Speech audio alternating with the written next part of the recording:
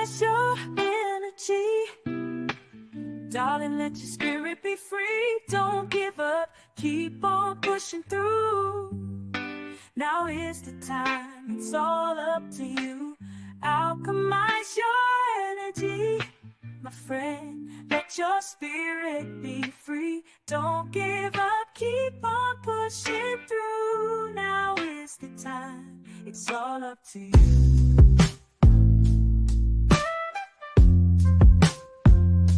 No matter the storm,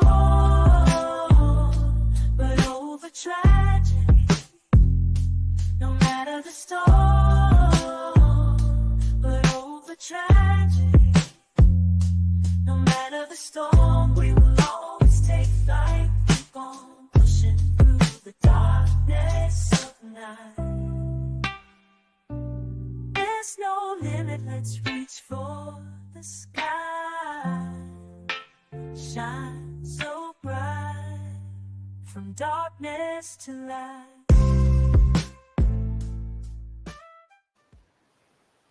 Welcome to another episode of Alchemizing Energy. Today we have attorney Calvin D. Johnson from Texas.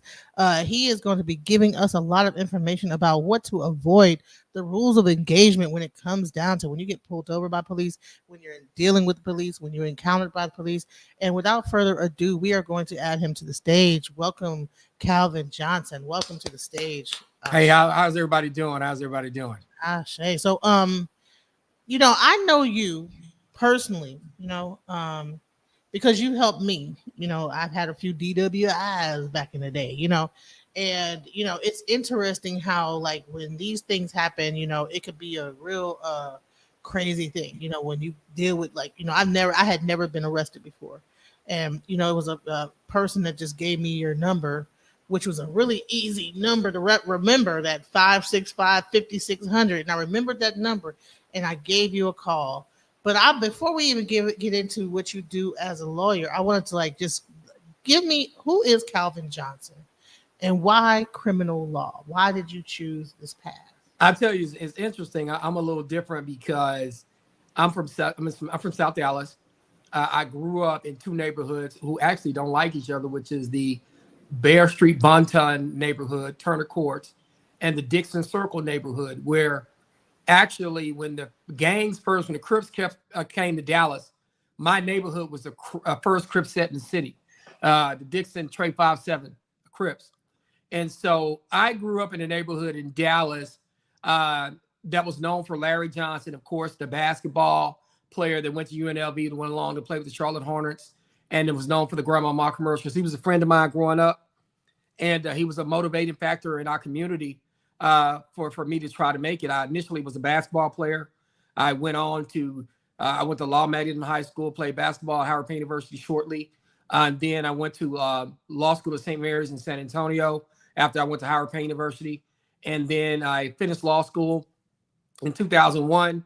I got extremely lucky. I went into business on my own, ended up through my former high school coach, my college teammate, and my barber, I ended up meeting Frida Bosch, who's Chris Bosch's mother. So I was Chris Bosch's personal attorney at the NBA draft where LeBron, Carmelo, and Dwayne Wade was at. I actually had dinner with Dwayne Wade the night he was drafted. I partied with Carmelo, Nas, and DJ Clue the night that they were drafted. I got to go to New York. And so I ended up being a criminal lawyer, but I also did some sports and entertainment stuff through the Bosches. I also represent local Dallas rapper, Seven the Great, Grody, greatest rapper out of Dallas ever. As well as I also dabble with my buddy Picasso Verbadelic. So that's something else that I do as well. So I've been practicing law in Dallas for about 22 years. I used to be the attorney for the largest teachers union in the state, Alliance AFT. And I needed to be able to, that's my wife just came in. I just also, of course, ran for the Dallas City Council twice. And I've been practicing law for 22 years.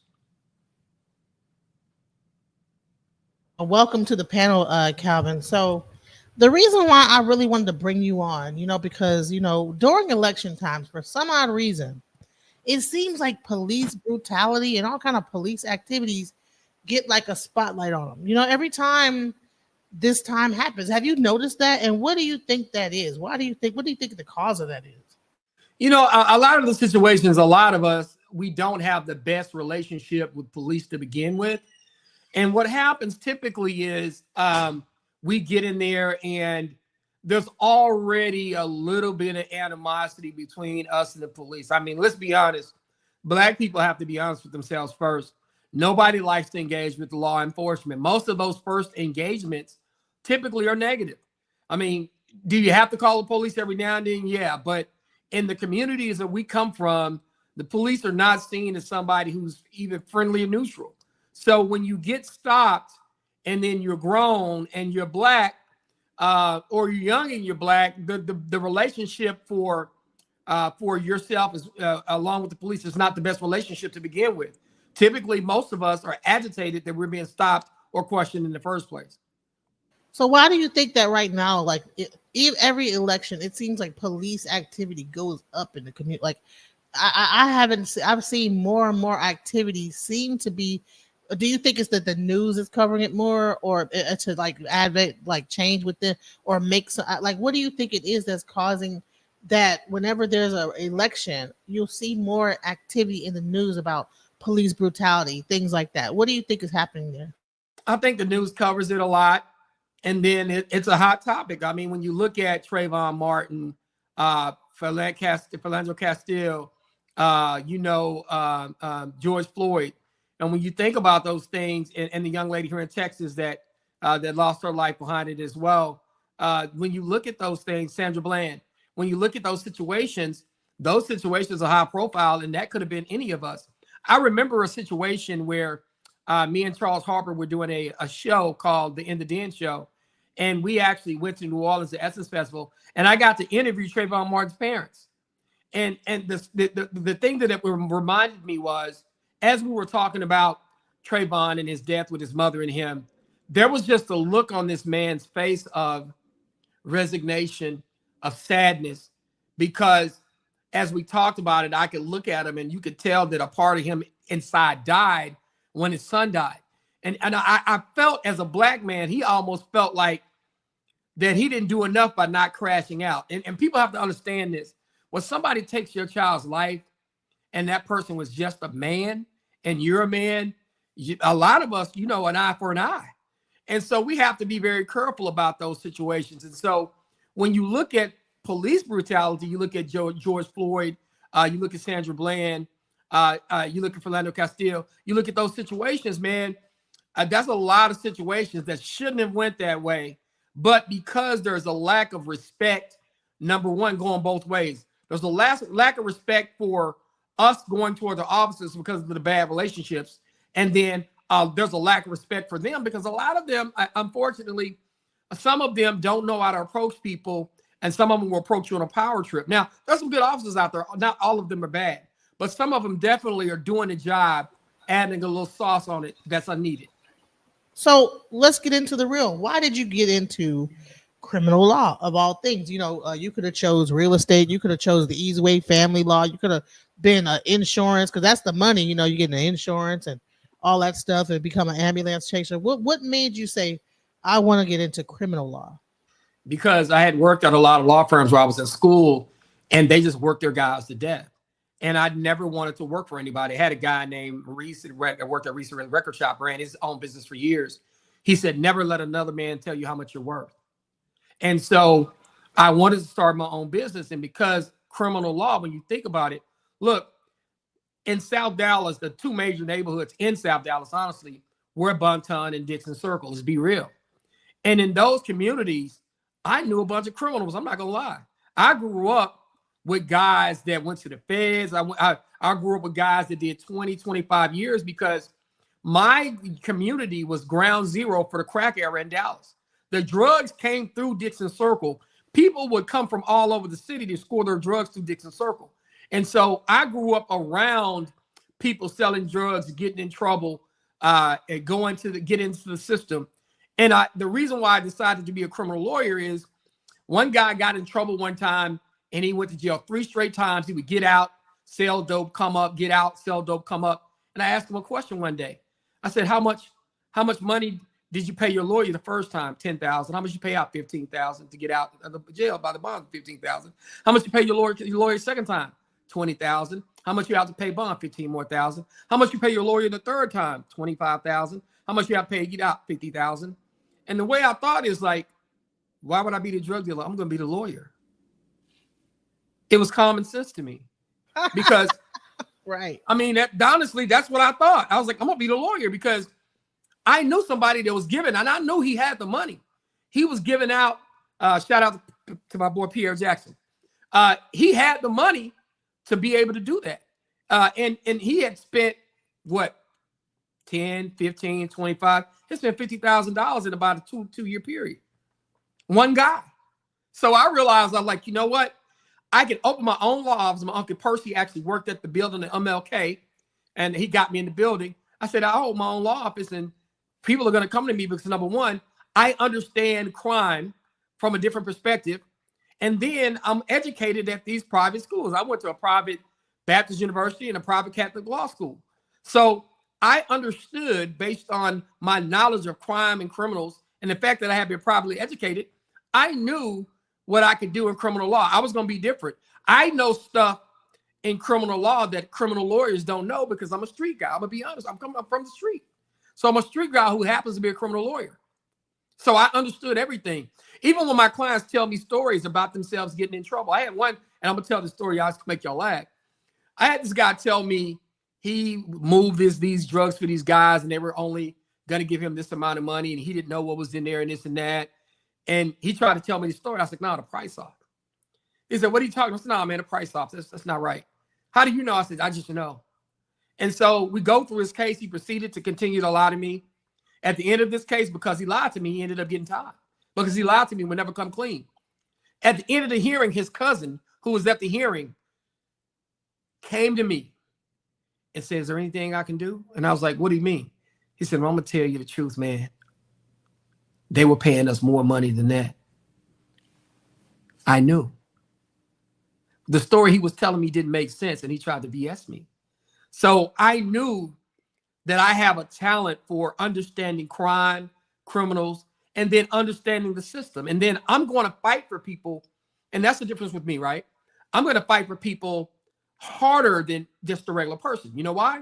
Because I've seen guys get 10, 20, 25 years. There's one of the guys that was in jail, no joke. His son was born. His son was 1 when he went to jail. He did 20 years. His son was 21 when he got out. He actually came out and hired me to represent his son. He was in there all the time that I was in school, high school, college, law school. Like, he did it from the age of when I was 15, he went in. He didn't get out until I was like 35, 36 years old. Wow. So while he was doing time, I was in school. And then one of the best guys, I'll tell you, Aloysius Yarborough, God bless his soul, he's gone now, clean. He was one of the first guys that pulled me to the side, and he was a very smart guy in my neighborhood. But back then, the Jamaicans came through in my neighborhood, and his house burned down. He was a college student, about 3 semesters to finish college. And he decided to tell me, he pulled me to the side. He said, man, keep doing what you're doing. I was like, what? He's like, I know you're tired. I see you walking. It's hot outside. I see you see everybody with money. You want money like me. I see how you be looking at me, but don't do what I'm doing because eventually they're going to catch me too. And true story, they eventually caught him. It took him 10 years, but he started to go to prison, and I would see him. He'd do 5 years, then 10 years, then get out. And the last time he went to prison, true story, I represented him. So life is full story. Life is full circle. I represented him, got him less time than he would have gotten, and got him home on parole. And he ended up like catching pneumonia or COVID and ended up passing away a year after he got out. But I do criminal law, and I treat it like I'm going to jail, not just my clients, but like I'm going to jail. And sometimes I can't keep people from going to jail, but I try to make them land as softly as I possibly can. So, you talk about that Bonton, like MLK kind of area over there. Every city's got their own MLK.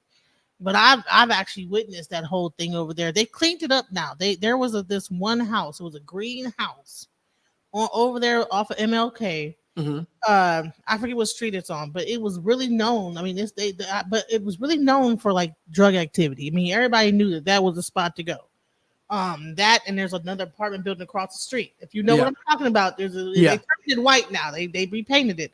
Yeah. But here's the thing: how could something exist that long, where people know that there's activity going on there for years, and they just now got everybody up out of there? How does something like that happen? How? Because I like when I had an ex that was on drugs. You know what I'm saying? Mhm. And one time he took me in that area, and I was looking over there like, what the hell is going on over here? It was like New Jack City. Yeah. Like the street addiction. I mean, this looked like New York, like I'm gonna tell you something about Dixon. You're gonna laugh when I tell you this. Like, we were the first. I gotta tell you a story, Monica. I don't want to cut off. Go ahead. In Dixon, there was 2 ways in and 2 ways out. On both ways in, there is a 45 to a 1 minute drive up. Right? So if cops were coming, they had to drive for, even if they were driving fast, they had to drive for 45 seconds to a minute. The guys put young guys on the corners at both ends of the street. And if anybody saw cops, they would go headache, headache, headache, headache. And then a headache tank would run off the block. The apartments that everybody sold the drugs was, the doors would open. People would just walk in the doors. And when the cops came by, nobody was even standing outside. It was very organized in the community that I came from. And there was only 2 ways in and 2 ways out. And it was a perfect place to do wrong because you couldn't infiltrate that community. Everybody knew each other. You couldn't send some random guy in because we knew. Well, you know what? And I it makes sense because I'm like, dude, you got people outside looking all crazy and stuff like that. And I'm like, how is this still going on? When you see it, it's like, this is insane. Because like I said, you see people walking that it's some wild stuff going on there. People are like looking wild. You know what I'm saying? But it's money. It comes down to money. I mean, there's a lot of money in the dope game. I try to tell people I have, in criminal law, you never know who's going to walk in your door. You never know who they're connected to because they're not going to tell you everything. I don't want to tell too many stories, but I got to give you the good stuff. A BMF affiliate came in my office once back in the day. I didn't even know he was one. And I had to figure it out later because he saw me in the elevator courthouse one day, ended up going to jail the same day he saw me. Called me that night, and I told him, I said, I need like $7,500 to represent you. And I didn't know if he was going to give it to me or not. In 10 minutes, somebody was wiring me $7,500. Wow. And then he owed me some more money when he got out. So we got him a bond set, got him out. And this dude would fly into his court dates on a day's notice. And then he started to come down to the courthouse in these limos. And the limo would bring him to court and would wait outside the court for 3 hours while he had court, and then they would leave. And I was like, who in the hell can pay a limo for 3 hours to wait at a court date all the time, right? And I was like, what the hell? So this continues to happen 4, 5, 6 times he does this. And when I'm talking to him and I'm like, hey man, where you going after this? You gonna fly back? Nah, I gotta go see my uncle up in Plano, Frisco, man. I gotta go see my uncle up in Plano, Frisco. And I was like, what? He's like, yeah, I gotta go see my aunt. Do you know who his uncle was? Who? Do you know where Big Meech was caught? Where was he caught at? Frisco. Big Meech was living in Frisco. So it was his nephew that you was representing. Didn't even know that. Oh wow. He just called him his nephew. Check this out. The limos. Do you know how they transported everything, right? Uh-huh. They transported all the dope and the money in these limos that had compartments. What? So the limo that was waiting for him, he just drove it. He just had a guy drive him down, and he was going. He was going drop off the drugs to his uncle. Oh, to drop off drugs and pick up money. Wow. So 7,500 was. I know you like, dang, I could have got more. No. I ended up charging him like 15, 20,000. He paid it. Matter of fact, he paid me extra, which is a telltale sign, and I'm gonna tell you why. And what really tipped me off. One day he came in my office, right? I charged him like $7,500 down just to get him out. Then I charged him like another 10 or 15. He paid it, every time he came, he dropped me three, four grand. He paid it off. Because I wasn't trying to hit him hard. I was just trying to get him on my, get him on my side, right? So the thing that tipped me off one day, he came in my office and it was a young lady in the office, right? and she was looking rough. You know, her nails weren't done, her feet weren't done, her hair wasn't done. He kept looking at her as he came to talk to me because he came in my office. So he gets ready to leave. He said, baby girl, here's $400. I need you to get your hair and your nails done and get you an outfit. You don't need to be walking around here like this. He didn't ask her for a phone number. He didn't try to talk to her. He just gave her $400 and walked out. What? And I was like, who does that? Yeah. So fast forward, we getting ready. And I finally got him because they was trying to give him jail time because he had a record. So I get him probation. He's like, man, I'm good with the probation, man. Give me a couple of years probation. Man, I know you work. I work hard. I get him the probation. He's supposed to fly back. I start calling him. I say, hey, man, damn. He ain't call me back. I'm hitting him and hitting him and hitting him. I'm texting him. He don't call me back. I'm texting him. He don't call me back. Then I talk to the prosecutor. He's like, you know, your boys just got hit in Atlanta. I was like, what? Yeah, man, they had a big indictment up in Atlanta, Chicago, and a lot of guys went down, and your guys were in that indictment. I was like, oh man. That's when I put the two and two together. Man, so that seems like a fine line, right? Because you're dealing with these people that have like this, that you never know who you're even dealing with. And how do you not they don't tell me everything. They don't tell me. He didn't tell me that's what he was doing. I had to figure it out on my own. And because I'm a street guy, I realized now I understand because I watched all the stuff. I was like, the limo, that's why he got the limo. Because who comes to damn court in a limo and then have a limo drive way down there 3 hours? Right. Who got the money to do that? And you know what I realized? Have you ever seen a limo get pulled over? No, never. Wow. They were smart. They were smart. And if they do pull it over, guess what? You had to turn the radio on 102.5, cut the air on 62, cut your light on, your right headlight on, to even for everything to open up. Right. So by the time the whole thing, they probably have a compartment in there, dump everything out, or I don't know. Listen, whatever. To even have everything open up, you had to do all of those things. You had to put the air on 62. You had to cut the radio on 102.5. You had to cut your right headlight on. You have to have your left beamer on. Like they had their compartments set up that way. What? And you didn't do all of those stuff in order, the compartments wouldn't open. So somebody had to have ratted them out to say how to even find what they were looking for to even be able to get the stuff. They eventually figured it out. But see, that's the kind of stuff that I've had to deal with.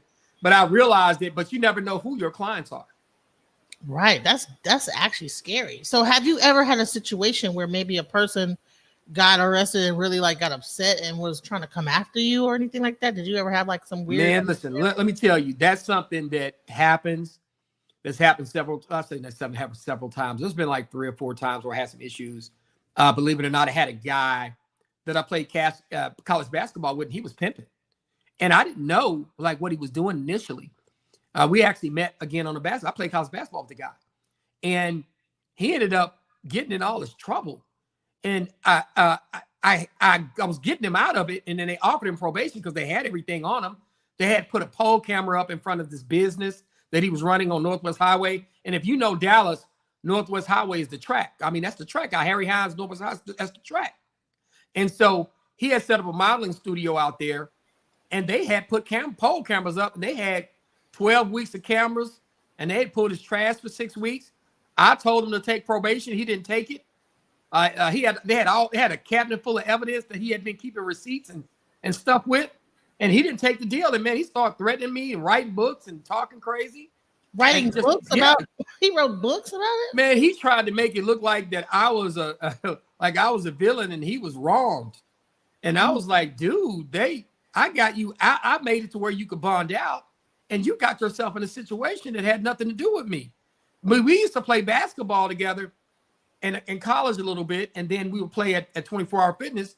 And some of the pastors who played with them, there were pastors who played basketball with us. They tried to tell him, hey man, you're not living your life right. They tried to pull him to the side. And you know what he told those pastors? What? God told me to pimp these hoes. He told the pastor that? Yeah. And one of the things, where is he at now? Is he still in jail? He's out talking crazy to people, writing books, making it look like he was wronged. But you know what I have to realize is everybody isn't going to be happy. Listen, I've been in this business 22 years. And like some people will go on Google reviews and they'll be like, yeah, I read your Google reviews. You got about 20 positive reviews, but you got about 10 bad reviews. And I said, well, most of my clients that I get out of trouble, they don't want people. They don't want people to know they were in trouble in the first place. Right. And the 9 and the 22 years that were not happy, they of course are going to sandbag me, but it's not my fault. I mean, a lot of people who I represented where stuff bad happened, they did what they did, and it didn't work out for them either because A, they had so much evidence and didn't want to listen to me, or B, they just repeatedly made bad decisions. Like I had one guy, remember, he was selling dope in a school zone, and then he was dating the sheriff's daughter of a country town that he was in. What? You know what I'm saying? That's so, crazy. That's crazy. I'm like, man, you're dating. What was he in Wichita or something like that? Some crazy. No, he was out in Gainesville. He was in Gainesville, Texas. I remember that guy. Because you don't want to get caught out in Wichita. Man, listen, it's a bunch of places, and there's a bunch of sundown towns in Texas where you don't want to do that. And I was like, man, you can't expect me to work magic for you. I had one guy, and I got to tell y'all this story because it's good. I want to open people's eyes to what a criminal lawyer deals with, right? I got one guy, he's been to the pen twice. This is my second or third time representing him. He's been to the pen like 3 times. He's selling dope on Northwest. Y'all know what Northwest Highway is in this area of town, right? In Dallas, right? Yeah. So he's selling dope from a walk-up motel. I'm not talking about the motel that's on the inside. I'm talking about the one with the outside doors. And they got cameras everywhere. Right down from the damn where you pay your rent for the room at down there. He on the other end, right? So check this out. He's selling dope out of a walk-up motel room. He got 3 Cadillacs on 24s with spinners on candy paint in front of the room he's staying in. Dumb. He then took the TV, the regular TV out the motel room, and then put a 65-inch Samsung in there. What? He think he Pimp C. He think he is Pimp C. No joke. And so he's been in jail 2 years and 2 months. On a 5-year sentence, you could have did 2 years and 6 months and been up for parole. Usually on a 5-year sentence, you'll do 3, maybe 3.5 at the most. They offered him 5, which he would have did between another 6 months and a year and been out, no probation, nothing, he'd be good.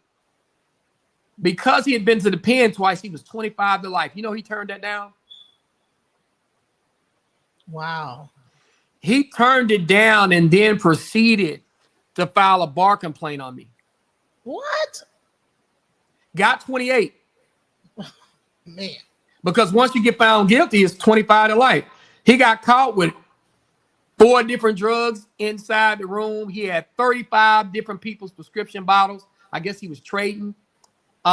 He had 50 pairs of Jordans, 35 baseball caps. That room was home to him. So do they count all that? Like if you have all this stuff, they add it all up and say, okay, well. They do, man. And he had 4 different kind of drugs in the room with him. And I remember in the pimp case I told you about, he actually had some DVDs sitting on top of his VCR. He had American Pimp and Pimps Up and Hoes Downs. He had the DVDs sitting there. So they took a picture of that, and that was an exhibit in the trial. Wow. And I told him, I said, don't go to trial on this, man. I can get you probation. You can walk out of here. So here's the thing. Okay, let's get into that. The plea deal. Well, first I want to get into being honest 100% with your lawyer. How important is that? I would rather you tell me what you did wrong, because I'm going to try to minimize how that can affect you. Some people ask me, how can you represent somebody you know is guilty? Well, I tell the same people, well, how can these prosecutors find people guilty that they know are innocent? And these people go get these life sentences, you know, and then they don't care. And so it's not my job to determine whether somebody did it or not. My job is to make the state prove they did it. So a lot of time people think of lawyers as that you work for the state, so therefore you might not really be the person to trust because at the end of the day you even though you are a lawyer, you work for the court. So therefore No, maybe they don't feel go ahead, let's go. we don't work. We don't really work for the court. I'll tell you what. Like I'm a private practice attorney that happens to take court appointments. Sometimes I get court appointed to cases. That's not the majority of my business. The majority of my business is I'm privately retained. But when I'm privately retained, I try I work as hard as I do for my paid clients because in my mind and my heart, I hate seeing people go to jail. And the reason why I say I hate seeing people go to jail is because you have to understand I grew up in a community that more than half of the people I grew up with ended up doing bids between 5 and 25 and 30 years. So we lost a whole generation of men. So I hate to see people go to jail. I treat it like I'm going to jail. That's how I fight for my clients. I treat it like I'm going to jail because I know the effect of going to jail and what that does to a family, what it does to a mother, a son, a girlfriend or a wife, a brother or a sister. I understand. Kids, I understand. So let's get into the private versus court appointed. Like, what is the difference? I mean, do you feel like that if you pay the lawyer, you're going to get better out of them versus if you go court appointed? Like if you don't have the money, do you have stand a better chance of going to prison?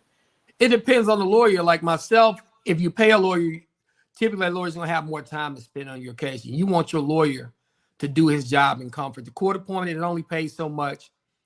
So you're not going to spend all your time on that because you're making a living just like anybody else. I mean, you got to eat, you got family. It's a business. And the only thing you're selling is time. So if somebody pays the lawyer, typically you want your paid clients to make sure you take care of because they're going to be your referral base. The court appointed stuff, maybe it's not your referral base, but in my case, I can't speak for other lawyers. But I will do is that I fight hard for everybody. I hate people going to jail. It messes up my weekend. If somebody has to go to prison, at night I don't sleep well. I hate it.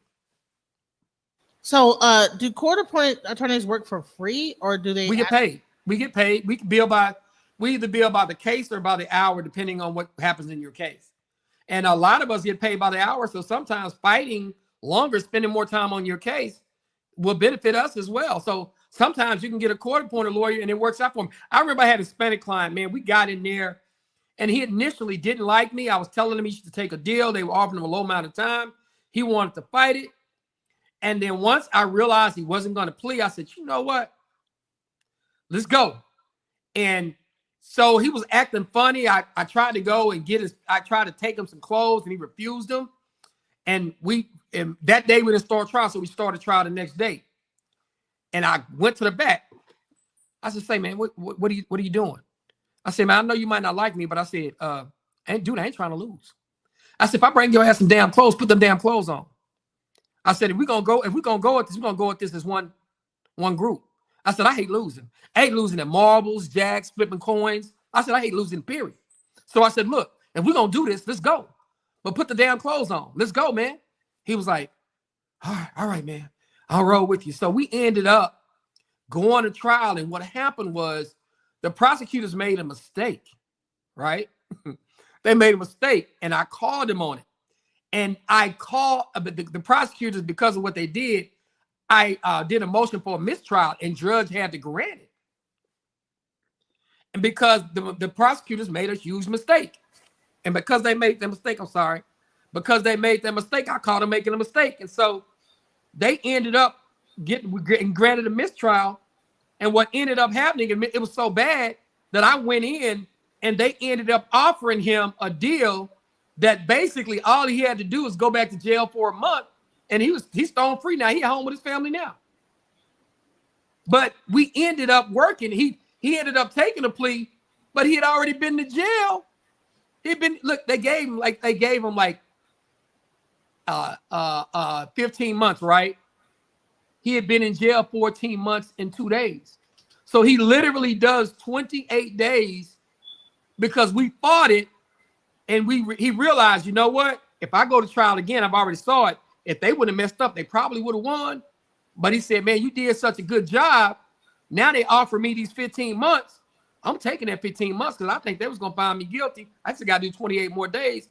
I'm happy. And I said, not only that, man, I'm going to get your other case dismissed because they don't even want to go through this with me no more. So I got one of the cases dismissed. He ended up taking a plea that caused him to do 28 more days. When he was looking, honestly, he was looking at 2 to 20 years in jail. And because of his priors, if he'd have went to a jury, they would have gave him at least anywhere between 8 and 12, 8 and 15 because of all the trouble he had been in his life. So he ended up doing 28 more days and get one of the cases dismissed. He was happy. But we went in on one accord and we fought. But so sometimes some people will, you're a court appointed. So I said, nah, man. I said, look, when I sing you them clothes, put them damn clothes on. I went and got my own clothes to put on. I gave him some of my own clothes.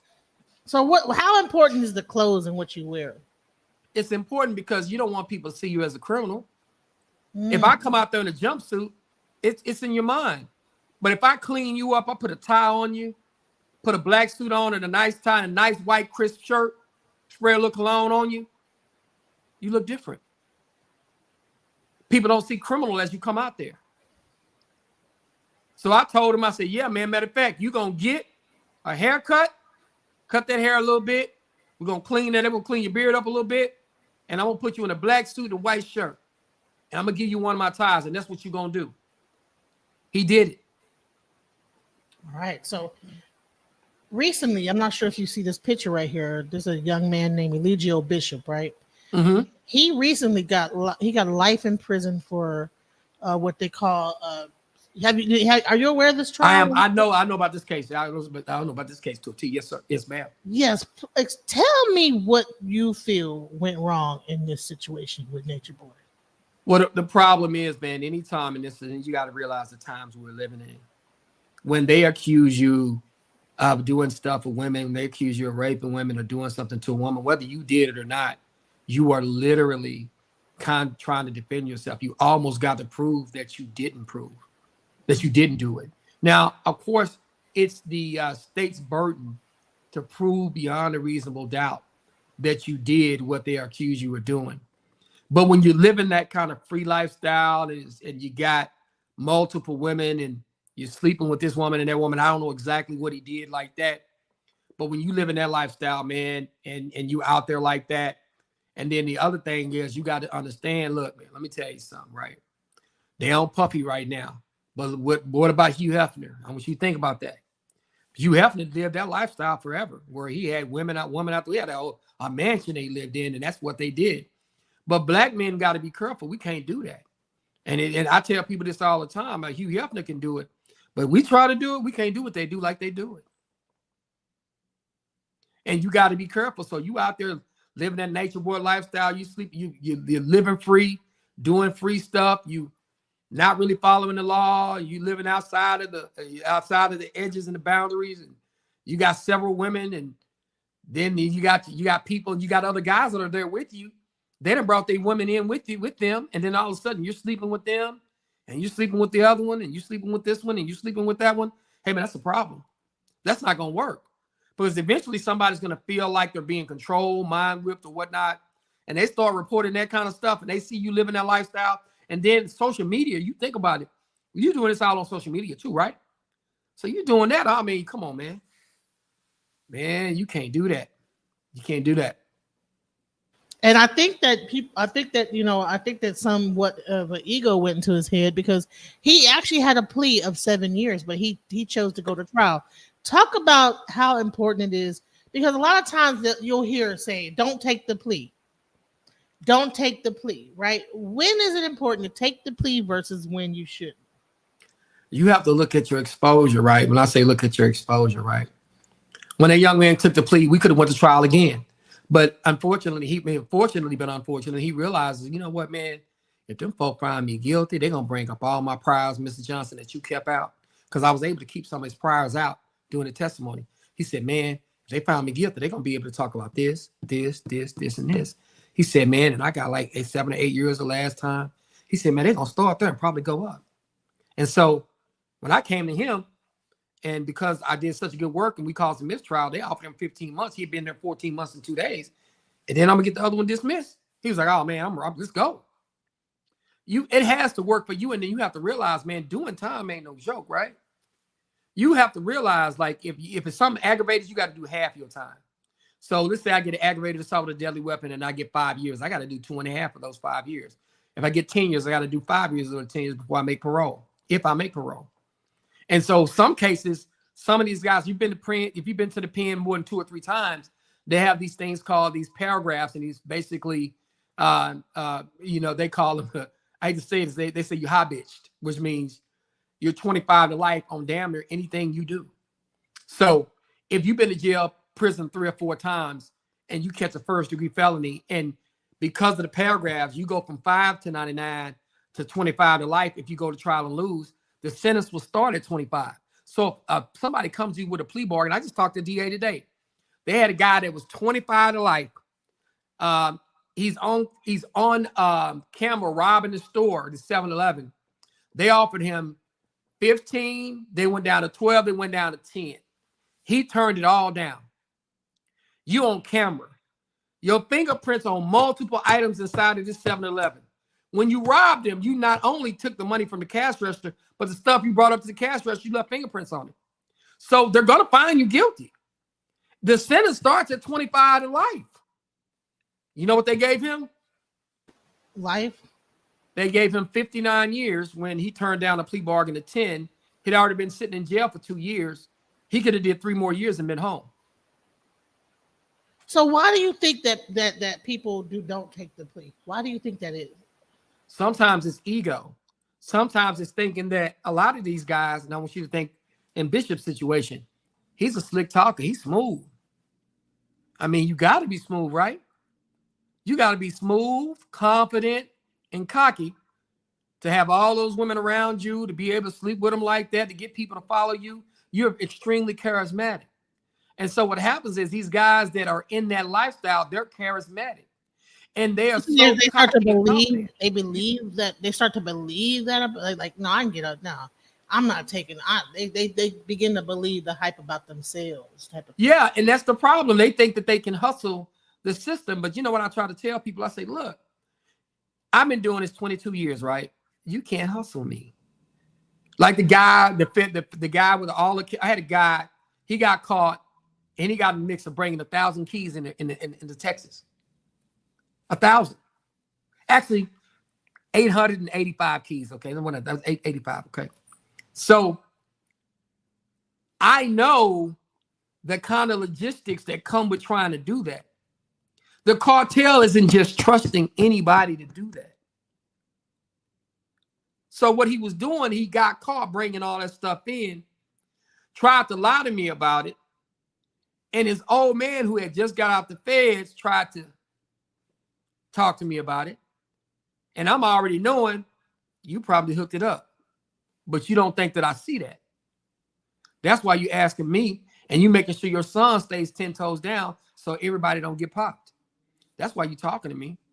But he don't see I see it. And see, that's the thing. Like, I understand things as a criminal lawyer because I'm a street guy. I understand more than a lot of these criminals do. So let's get into like snitches. You know what I'm saying? So you have when you really deal with like that game, right? Mm-hmm. For some reason, a lot of time people drop the dime on that person. Like, why do you think that is? Do you think that law, like, there's some kind of like, why is it that a person can have a certain amount of time doing something and all of a sudden they get caught that one time? Is it because the other person got caught and they're trying to save themselves, or is it because the government's involved, knows they're doing it from top to bottom, and they have to rotate out the people that are involved drug dealing and doing? Listen, we live in a new era now, right? Snitches are celebrated. I came from an era in Dixon Circle. I'm gonna tell you, guys over there did not snitch. You know why? Because it was like family. And I'm not even in the game. I'm not a dope dealer. Look, I've never. And I'm gonna be honest with you. People trip out when I tell them I never tried a drug in my life. And people are like, what? The reason why I never tried a drug in my life is because you have to understand, right? I grew up in the crack era. When crack hit Dixon Circle and crack hit Dallas, it hit in my neighborhood. So I knew a guy that got addicted to crack cocaine. And watching him go from a 230-pound 6'2" linebacker to 140-pound bones almost out his face, dirty. I watched somebody go from that to that in 6 months. It scared the shit out of me. It scared me so bad, and I hate to cuss. 6 months? Yeah. More people didn't know what crack could do to you then. You have to realize, Monica, listen, people didn't understand what crack could do to you, right? Nobody knew. People were just coming off smoking marijuana. They were thinking like, okay, this stuff can't be that bad. And so I had a conversation with the guy later on, and I'm going to tell you a story that's connected to that. It was 2 guys I watched it happen to. I said, say, man, can I ask you something? About 2 years later, he finally got off the drugs and got back to himself. I said, say, man, can I ask you something? How did that stuff make you feel? You know what he told me? He said, that first night I got high, he said, I spent the next 2 years chasing a high I could never catch. And he said, I did everything to get. He said, I chased that high and I could never catch it. And when he told me that, it scared the hell out of me. And the other guy, the football player guy I was talking about, man, it was scary for him because I would be at the basketball court. Look, he had jewelry. He was in shape. He had a nice car. He had everything going from him, looking good, fit body, star athlete scholarship, but selling dope. Man, he ended up going and losing 100 and some pounds, was dirty, dirty tennis shoes, dirty wife beater on. And in 9 months, he looked like that, right? And true story, I'm going to tell you how life is full circle. And I should write a book because later on in life, and I'm going to tell you what happened to me last year, I get quarter pointed to a guy. And so I'm looking at the screen and I'm like, I know this guy. And so I go visit him because he's in a video booth, right? And it hit me as he was coming out. And I go, Damon? And he was like, yeah, I remember you from the basketball court. So randomly, I got appointed to the first guy I saw get hooked on drugs. And he was there on a drug case. God, wow. So I watched it, and I shouldn't be saying names, I'm sorry. But I watched it, and I shouldn't say names, I'm sorry. We might have to beat that out, but because I don't really talk about cases like that. But I saw him, and it scared me. I literally had people, because of getting on drugs, it scared me. It scared me so bad that I never wanted to try marijuana, cocaine, heroin, X-pill. I wouldn't do anything because I always wanted to have control of my mind and my body. But when it came to snitches, back in that era, I hate to get out the story, but back in that era, people didn't tell it on each other. Those guys were tight. There was a brotherhood. Nowadays, these neighborhoods are so different, and you're not dealing with people that you know, that it's nothing for you to snitch on somebody. So I would say, how has the fentanyl epidemic Oh my God changed how things are being handled right now in the law enforcement?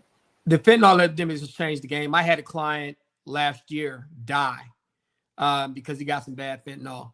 He thought he was taking some meth and got some fentanyl, and it killed him. I literally talked to the guy on Saturday. Monday he was dead because Saturday night he tried some fentanyl. I thought he was doing some meth and he got some fentanyl and ended up dying. And fentanyl has changed the game because they can actually charge you with murder now. You sell a bad batch. Wow. And on top of that, people don't know, and I'm gonna tell them this. In Texas, if you get in a fentanyl case, you get a fentanyl case. Let's say you get caught with 3 different kinds of drugs and one of them fentanyl. On the fentanyl case, it's a 10-year minimum, right? So you got to minimally do 10 years, and you can't get probation for it. What? Yeah. So they're turning fentanyl into the new crack. Yeah, you're dealing it, not just possession it, but if you're dealing it. And here's the thing: you don't even know what's in. So you might just think that you're selling one thing. They put that in there. Now you have a 10-year. Bottom line. Wow. It's worse. It's worse than crack because people are actually getting murder cases behind fentanyl. There's been some bad batches. They're killing people. But see, that's the thing, right? Me coming from the street, I realized, like, I don't want to trust the street like that. You got these guys, they're not, look, come on now, y'all. Y'all know we all skip science class. Science and math, we skipped, right? We going to all other class. Science and math, we don't want to be in there. Outside of counting your money, you just want to do math, right? Yeah, that's all the math you want to do. Science, we skipping that for the most part.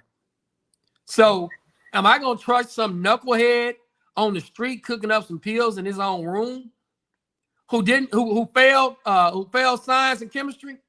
Hell no. I'm not. Like you taking a listen, you playing Russian roulette with your life, taking drugs on these streets now. Even the marijuana. I had one guy, true story, was a health nut. Somebody gave him some bad K2 mixed with some other stuff in it. Dude almost lost his mind, got butt naked, went into a grocery store, took the register, stole a car, hit 8 cars going out of the parking lot. And when they finally stopped him, they tased him. And by the time they finally took him to the hospital, his skin was white. He was a light-skinned guy. His skin had a white sheen on it. And when I looked at the discovery package, I've been like, if I wasn't representing him and knowing he was alive, I would have asked you, how did he die? That's how bad he looked. And that was just on some K2 mixed with something else that somebody gave him. And you don't even know what it was mixed with. Man, I don't know. And this guy was a health nut. He was a bodybuilder, health nut type. Oh my God. Vegan. What? But you know, his body, because he was so clean, you introduce something dirty like that into his body, went off the chains. Wow. And K2 is just like, that's not even like a real, is it really a hard drug or? Look, you know what I try to tell people? Everybody, we talk about movies, right? We always talk about New Jack City, just all the movies from back in the day, Colors and whatnot. The most influential movie on today's drugs was that movie called Deep Cover with Lawrence Fishburne. Go back and watch the movie Deep Cover and look at what they're talking about. They're talking about synthetic drugs. Back in the 90s. Wow. The whole story is about synthetic drugs and it hitting the street. Wow. Yeah. So think about that. That movie is a classic. And you know it's all coming from China. That's another thing. Yeah. It might be even like just a warfare. At first it was Europe, but now it's coming from China, South Asia, some of the other places, and even the cartels now. They are because it's easy to come up with the fentanyl, and they don't want to have to deal with the transport of the cocaine. They've gotten to the fentanyl business big time. So how many cases lately have you been having to deal with when it comes to fentanyl? Man, I deal with a fentanyl case at least once every couple of weeks. That's awful, man. And I had one guy first time being in trouble, and he was a 10-year minimum because he was selling fentanyl. 10-year minimum. So that's another way that they're getting our black. Well, just man, I tell my clients stay away from that. I said, look, you are handcuffing me by selling F. Leave that F alone. Yeah. Leave that the F alone. So is there a such thing as fentanyl weed? I know that Jaguar Wright came out with that. You know, is there a such thing as that, like fentanyl laced? Yeah, they can add fentanyl to the weed. You can add anything to weed. Really? When you think about it, you can crush the pills up, put it on the weed, you're in trouble. Oh See, that's why I tell people this all the time. Like, people go like, oh, you're a square. Man, I am not doing a drug ever, period. If somebody comes to you and said Calvin Johnson overdosed on a drug, then I need y'all to do an investigation. Because that ain't gonna happen. Somebody injected me with it. Somebody slipped it to me. Because see, and I'm glad and I'm thankful to South Dallas, and more importantly, I'm thankful to Dixon Circle. You know why? Because I watched what drugs do to people. And I know the danger of it because I saw it up front. I saw fiends walking the street at 2 a.m. in the morning. There was these nice ladies that worked and went to work every day. They got hooked on crack cocaine. A year later, they looked like feed the children. We used to call them the Ethiopian sisters. I'm serious. In a year's time, they went from called strawberries, right? Where they would purposely get the women addicted so that they could be able to pimp them out. That was that's what people are doing. They got the pink cocaine. It's a mix of cocaine and some other stuff. That's the pink too. See, I was gonna say, have you had any cases with that new stuff lately? I haven't. I probably had maybe one case with the 2C. It's starting to blow up a little bit more because I'm hearing more people talk about it, and that's just a mix. And the reason why is because you got to understand, to make that, you got cocaine a little bit, but then you can add the synthetic elements. So you can literally have a little bit of cocaine cut with all this other stuff, and you can have something that can get somebody high, and you make a lot of profit. Right. So, and Lord knows what's in that. It could probably even have the fentanyl in it. So, listen, you guys, listen, all y'all weed smokers and all y'all different people doing all this stuff. Y'all better be careful out here. And especially, I'm noticing people like, I had a person that I was involved with, like that I was dealing with, and they were getting like they were going to a friend that had the pharmaceuticals and was taking a pill. I'm like, well, you don't know whether or not that this person might have ran out of that, but just want that $10 from you, and they might just give you that just to like make that $10. You know what I'm saying? You don't know what you're hitting. I don't care if you say you know this person or not. So what do you think about people that say that I know this person, so I know that this person is not going to do this to me? Man, look, you don't know what that person, where they're getting their stuff from. Ain't nowhere in the hell that I'm trusting anybody when it comes to that kind of stuff, because with drugs nowadays, you never know who's making what. I mean, there used to be an honor code. And when I said there should be an honor code on the streets, man, people wouldn't sell you something that's going to kill you. People knew where they were getting their stuff from. Stuff was pure. There was, Big Meech was talking the other day about how him and Southwest T got into issues with each other because they were buying dope, and then Southwest T was putting 20% baking soda in the dope and then repressing it. And so his cocaine wasn't pure anymore. And so he didn't know what the Southwest T was putting in it. And he didn't like that. But nowadays, you got people, you might buy some cocaine, some 2C, some meth, and they got everything in the world mixed in it because fentanyl is cheap and easy to get. So they can add some fentanyl into it. You think you getting some narcotics. You think you getting some X pills or something like that. And next thing you know, you hooked on fentanyl. So you think they do that by design, or you think that they're doing it because they're out of one thing and this is cheaper to sell? They're doing it by design. But once again, I go back to the movie Deep Cover. They were already talking about it then. Because they said, what if we came along with something that you could get high, you could still do your job, you could have energy, you didn't have to worry about moving it from place to place and getting in trouble. Think about it. Cocaine hard to move, man. It's hard. You got to brick it up. You got to hide it. You know how many pills you can get over here you can buy pills at $2 and sell them for $20. Wow. How many pills you can get for $2 a pill and then sell them for $20? You know what the markup is on that? Yeah. So now that's the sad thing for we're being hit by so much thing, by the drug epidemic, by the economy, by all these things. Let's get into the prison to the school to prison pipeline.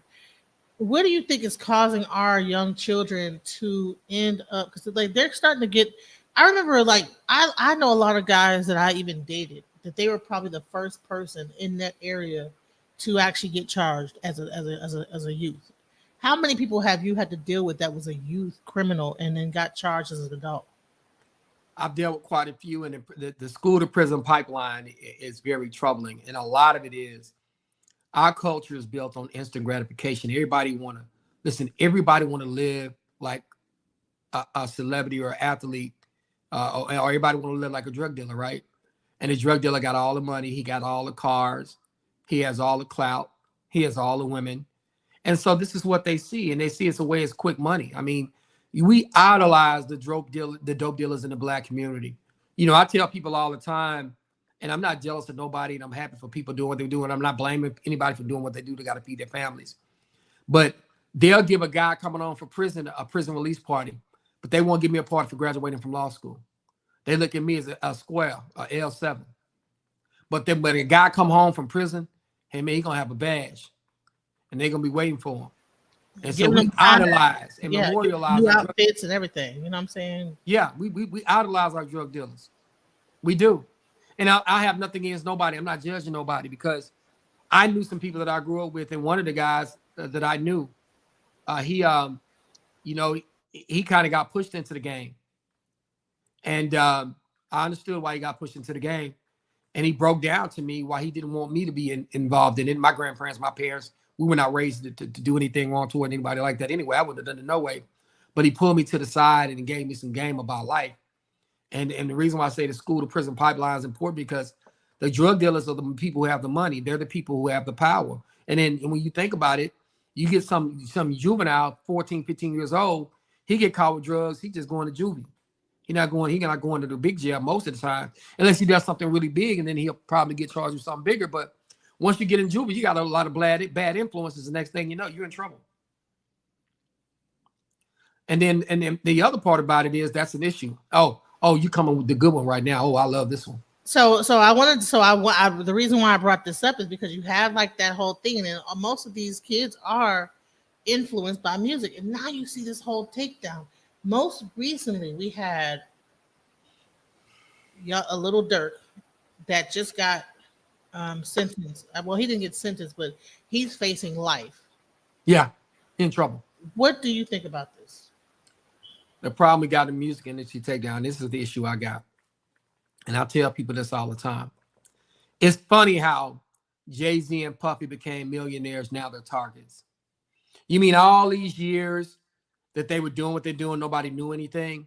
But when they start becoming owners and they start running their own companies and they started owning their own masters, they start to make too much money. They have too much power. When look at Puffy, he didn't have a problem until he sued that damn liquor company. He did two things. He sued that liquor company, and when they told him he couldn't be the Joker, what happened? Then all of a sudden, all these things start to come out. And so, but to me, I use my third eye. Right now, wealth in the music industry has changed hands some. You know, people don't understand, like Michael Jackson, before he passed away, he owned 50% of Sony's total catalog because of his own stuff in the Beatles. That was 50% of Tony's catalog. When you look at Jay-Z owned Tidal for, and he's still part of owner in Tidal. Sold a lot of it and got what I think he ended up buying it for $52 million, and I think he sold his interest for about $400 million or something like that. And so when you start thinking about those things, that we are in control of the music industry a lot now. A lot more of us are. A lot of us are owning our masters. But then when you think about it, the music industry in itself, it's not about talent, man. There's a lot of demonic spirits in the music industry right now. Look at the drill rap. It's all about killing your brother. There are no public enemies anymore. There's no pro-righteous teachers anymore. There's no Rakims and Big Daddy Kanes and Heavy D's. Those guys don't exist anymore. Think about it. I love me some Heavy D. My favorite MC of all time, some people get mad at me, is Big Daddy Kane. If you try to argue with me that Kane ain't the God MC, I will argue you to death. And he fine. So. Hey, that was my idol, man. And in high school, I had the haircut with the parts. My hot top fade was that hot. You had the Big Daddy Kane. I had the Big Daddy Kane with the parts. I showed Wait, somebody. you didn't wear the polka dots, did you? You didn't do the Kwame. You didn't do the Listen, Kwame. I didn't do the Kwame, man, because I was a Kane guy. And so it was crazy. My graduation cap didn't touch my head because my hot top fade was so high. And so, and then my second favorite MC of all time is Scarface. You know, prayers for Scarface. You know, he's been sick lately, but that's my partner. But I got to meet him and interview him. He's a good guy. Love face. Shout out to Brad Jordan. Love him to death. But, you know, music in the Scarface era, even in the gangster rap era, was a little different because you always have balance in the game, right? You might have NWA, Scarface, and the Ghetto Boys, and 8-Ball and MJG and UGK, but you also had Poor Righteous Teachers. You had Moni Love. You had Common. You had Queen Latifah. You had MC Light. I mean, you had all those, Poor Righteous Teachers. You had your boys X-Clan, who I absolutely love X-Clan. Sissy. I mean, you want me to start going, right? Right. So listen. The key, the red, the black, and the green. I'm telling you. At some point, this got introduced. The hip hop police got introduced for some reason into the rap game because a lot of people were getting money from the drug game to funnel money into the rap game to make some of the people, and that's where you get like the Big Meeches and you get like the what's his name, the guy from New York that the Haitian Jack and all Haitian Jack and Kenneth McGriff, all those guys that 50 Cent was into argument with. Yeah. So what do you think about that whole thing? Do you think that was by design? It's a way to launder your money because think about it. the music game, you could actually hide a lot of money in the music game. I mean, you think about it, and people always talk about this, man. Young Jeezy, man, hey, that's BMF all day. I know he's not official BMF, but they roll for Jeezy, man. Jeezy rolls out of the BMF. I remember when I went to Atlanta. I'm gonna tell you what, I went to Atlanta when I was working for. I used to work for Chris Bosh, NBA Chris Bosh. Shout out to Chris Bosh and the Bosh family, Frida, Joel, Noel. I remember first going to Atlanta during that time. The BMF was like hitting out there in Atlanta because of the NBA All-Star game was out there. And I looked at these guys, man, and they had billboards for real. Black Mafia, like BMF. I was like, who in the hell are these guys? They had billboards. I was tripping. But you could hide your money in the rap game. You could hide dope money and illegal dope money. You could hide it in the hip hop game because of all the parties, promotion, and balling. So that was an easy way to launder your money. So people, that's what they do. It's a lot of cash in that game. Do you think that they're going to make an example, just like they did with Nature Boy, out of Oh, hell yeah, man. Puffy done. Listen, man, let me tell you something. When he messed with that liquor company, let me tell you, I'm going to break this down to you because I'm going to give you some good game on this one, right? Liquor company, right? This liquor company, I'm going to tell you where the liquor company screwed them, right? Anytime that you work for a liquor company and they sue you, right, and you're a promoter and you got this contract with them, right? All of these contracts have these clauses, right? Where it's called, they have morality clauses, right? So let's say I'm representing a brand, and my contract has a morality clause because you won't want to do anything to cause a negative publicity on a liquor company because they can cut your contract and not pay you, right? So when Puffy decided to sue this liquor company, and this is my own guesstimate of what I think happened. When he decided to sue this liquor company, they're going to hire private investigators because we're talking about $500 million, $1 billion industry, $1 billion company, right? Right? Diego, they're $1 billion company. Are they like $100 billion company or just a regular $1 billion company? I think they're like a billionaire right himself, right? I think they're $1 billion company. Diego Liquors, they own a lot. Wasn't he about to be a billionaire? Puffy was a billionaire. Ciroc, they would have to be like 100. Like they had to be like really like because I heard they were owned by BlackRock or something crazy. Like, well, listen, they're big companies. So when you decide that you're going to sue them, they have these private investigators, right? These people can find anything that you've ever done in your life all the way back to when you came out your mama's womb. They know when you spit on the grass when you were 6 years old. They have those kind of private investigators that can pull everything. So what they do is when you sue them and they know they got that morality clause in there, they'll pay somebody to follow you. They'll follow you everywhere. They'll dig into all your business. Any allegations you've had in the past, they'll go in. And so what I think that started happening is they started digging. And they realized, okay, we got the situation with Cassie. We got the situation with Kid Cudi. I've been watching Puffy for a long time. So I knew about the Heavy D situation from back in the day. I knew about the situation where Father MC's baby mama lost her baby because of Puffy at one of his events. What? So, yeah, man, it goes way back.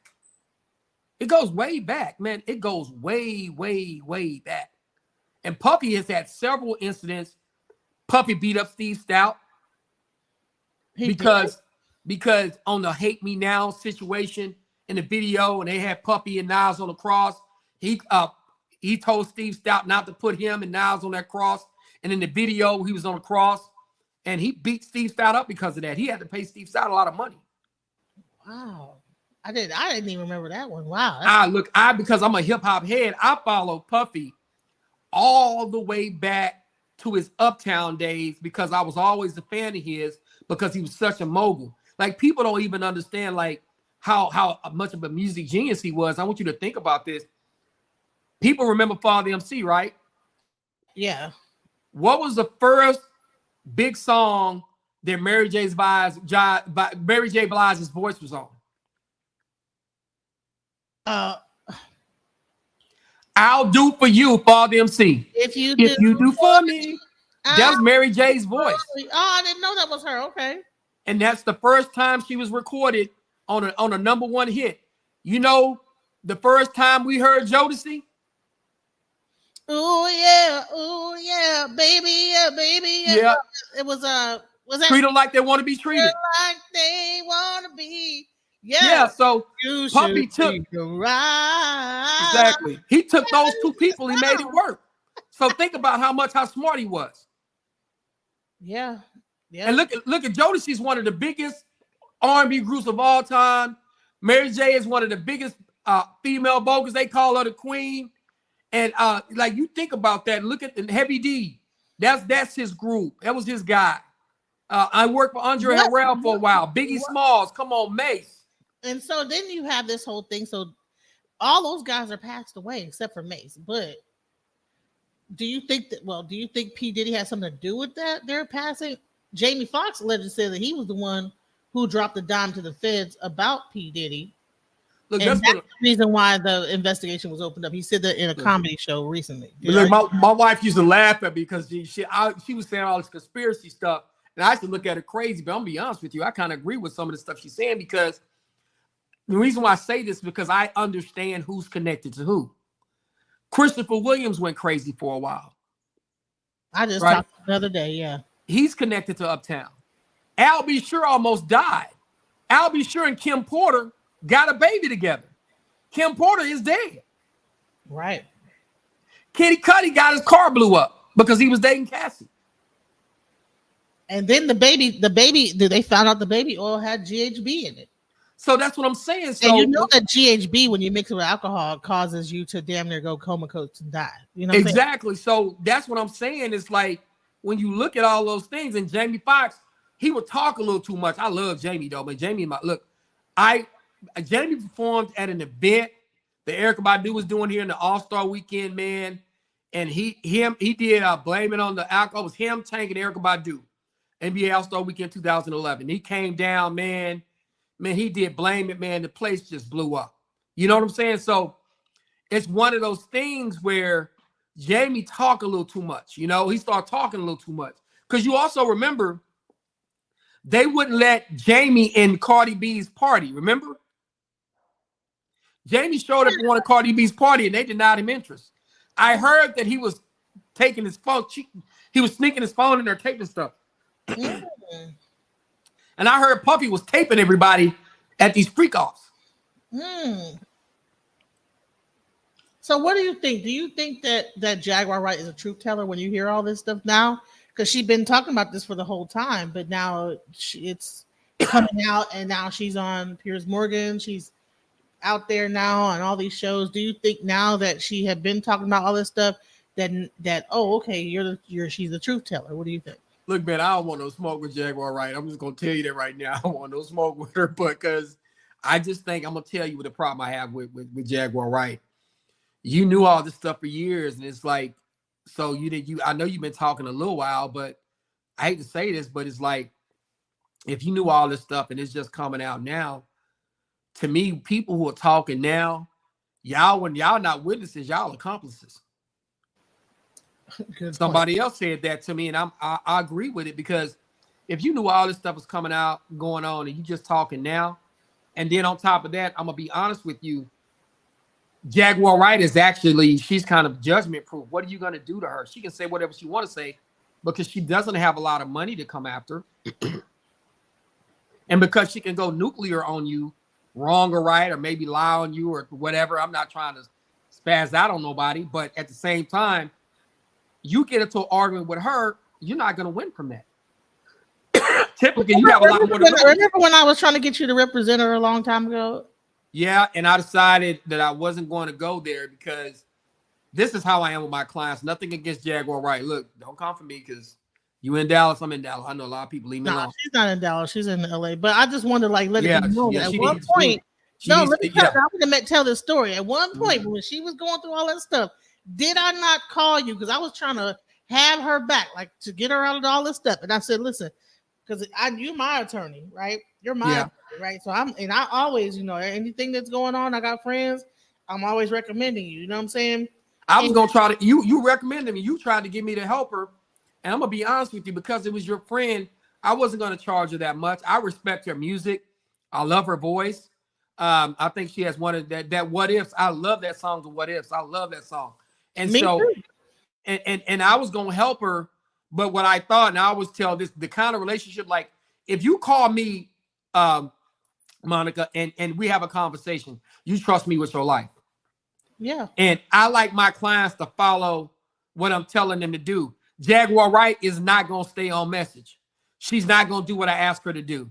So when I have clients that are not going to trust me, they're not going to listen to me, I won't take their case. In her situation, she wasn't going to listen to me. She was going to do whatever she wanted to do. So as a lawyer, I'm not going to go there. Do I think she's a truth teller? I think she probably knows a lot, but I think she sensationalizes stuff a lot. And then she's talking, but a lot of people can't say nothing back because they got a lot more to lose than she do. And so that's what bothers me with her. And what bothers me with her, man, I hate to say it, but, you know, I always tell people I deal with people's spirits. Like her spirit to me is just negative. It is nothing against her, but I thought her spirit was negative. Her spirit gives me bad vibes. So if I have a bad vibe with you, I won't represent you. But I just wanted to put it out there that yes, I did at one point did contact you. I was like, listen, I'll even help out. I'll like help out, pay it, put the down payment. Yeah, you tried to help her. Did Listen, everything I could. Yeah. Monica, you tried to do everything you could. And when she started talking saucy about you, I don't care who you are and what kind of power you got. But when you start talking about somebody like Monica Lockett, who's helped me, who's been A1, and I've been knowing you for a long time, you've been nothing but wonderful to me. You've never done me wrong. You helped me with a website. You always do stuff I ask you to do. If I pay you to do something, you do it and you complete the task. You've always been solid. When somebody talk about somebody like you like that, I don't want to fool with them. So when she went and start talking crazy about you, I could never deal with her, man, because I know you solid. And I was still like, even though she was saying whatever, I was like, well, you know, well, if he wants to, he was like, nah, can't do it. You know what I'm saying? And yeah. I say, you know what? Okay, you had to like say, you know what I'm saying? So now we're gonna take a diversion off into, you know, from the music industry just to basic stuff. Because like I said in the beginning of this thing, I was talking about how like during elections or just even probably just in general, right? There are just even so we talked about the high level aspect of getting we have to talk about the drug dealers, the music industry. So those are high level cases. Let's get down into like just basic stuff, right? Mm-hmm. Let's talk about things to avoid when getting stopped by the police. The first thing you should do, you should definitely keep your hands on the steering wheel. Now, when I say this, I try to tell people, cut your dome light on if you can, and put your hands on the steering wheel and pull over. And keep your hands on the wheel. That way, you're not reaching around your car when they're walking up. They won't see you fidgeting. And just cut your dome light on. Put your hands on the steering wheel when they walk up. Keep your hands on the steering wheel. Try not to argue with them. If you can comply, do comply. But because now everybody got these body cameras on, everything's on the camera. So you got to be aware that everything's on these body cameras now. So keep your hand on the steering wheel. Try to comply. Don't argue with them. Sometimes when you're arguing with them, number one, you're not complying with what they're asking you to do, but you can say stuff on camera that could cause you a problem. So you don't want to come off on a camera or body cam as overly aggressive, but be very careful when they pull you over. Now, for black folks, we feel even a little different. I got some more information for you. I know a lot of us, man, we don't like stopping in dark areas. So if you're in a dark area and you see a light area somewhere close and you want to stop in a lighter area, slowly drive to the lighter area, cut your flashers on. So that they know you're not running. Emergency flashers, like so. Yeah. What would say slow, like 25 miles an hour, 30 miles an hour? Go 20 miles an hour with your flashers on and try to get to somewhere with some lights that a lot of us feel funny about stopping in the dark. But when they pull you over, cut your dome light on, put your hands on the steering wheel. Okay. And try not to argue with them. And what about, okay, because nowadays there's a lot of stuff online about, well, don't roll your window down, just show the ID. So there's like this whole thing that these sovereign citizens, well, they've come up with these rules like, or the Moors, you got the Moors, you got the different, okay, well, I know my rights. I know you can't, so you got to tell me first why you pulling me over and all this other stuff. So they start to get to like trying to tell the law officer what the law is. And it's like, well, I'm sure that you're going to lose that argument every time. Nah, man, roll your window down, put your hand on the steering wheel, cut your dome light on. And the reason why I'm telling you that is because if you do that, right, you're not gonna have a problem. But if you call yourself being a sovereign citizen and not letting the window down, you're asking for a problem, because what happens is you start moving your hand around the car, you start getting verbal. They can't see in your car, they can't see if you have a weapon or not. There can be a lot of misunderstandings happening going on there. So why pull the sovereign citizen thing? Because you got your window up, they can't see in your car, you start moving around. No, don't go there. That sovereign citizen stuff don't work. So far, we've had Sandra Bland. We had two women actually pass away based on that sovereign citizen aspect, right? You had the one lady who said she thought I'm a sovereign citizen, and she was arguing the whole time. She's smoking a cigarette. Da, da, da. She goes to the jail, and I don't know what she got hemmed up or something. Whatever happened, then she ends up passing away. Then you had the lady that was Sonia Massey. Mhm. And then there was another lady. About three different women had gotten hemmed up off of that sovereignty aspect. So, what do you think about that whole thing? Like, what is the laws that they think that's true that's not true? You know what I'm saying? Man, they think that you ain't got to give your ID. You don't have to identify yourself. Well, a lot of the state legislators have made it a law where you have to identify who you are. You have to show your ID if they ask for it, and they have constitutional protections to make you show that ID sometimes. And if there's a traffic stop, and what people don't understand, there's a lot of ways to justify these traffic stops or the initial engagements. And so a lot of these sovereign citizen stuff that doesn't work, man, you are just going to cause that encounter to be longer. My deal is when I get stopped, I want the encounter to run smoothly, and I want it over as quickly as possible. So when they pull some of these, I ain't got to tell you who I am. If I'm just a passenger, I ain't got to tell you who I am. No, you can't pull that stuff. I So mean, you Charles got to be careful. got pulled. Well, he got pulled over back. I don't know when that was, but he had dreadlocks back then. He had his hair was long. Now his hair is Mhm. short. But he was running his mouth. So did you see that time when he got pulled over? He was like, "Yeah, my grandma." He told him. So is there a such thing as talking too damn much to the police? Yeah, it is. And I always try to tell people, man, you got to be measured what you say to them. Don't be running your mouth. I mean, you could say some stuff that can get you in trouble. More or less, you could say more to allow them to investigate you deeper. Like you could talk so much, but next thing you know, you could have been in your car gone. Now you out here arguing with them. Now they see something in your car that you ain't supposed to have in your car, or because of the way you're acting, you give them a clue something may be off, and they can use that to go deeper into an investigation and eventually end up searching your car, depending on what you're doing and talking about. And you got to be careful. So You is there like saying too much or saying too less? Because some people say, well, just don't talk to the police. You can say, well, I don't answer questions. Now that might even be more of a thing. I plead the fifth on stuff. So you don't do that. If you, as far as your name and your date of birth, you ain't got to answer nothing else. It's up to you.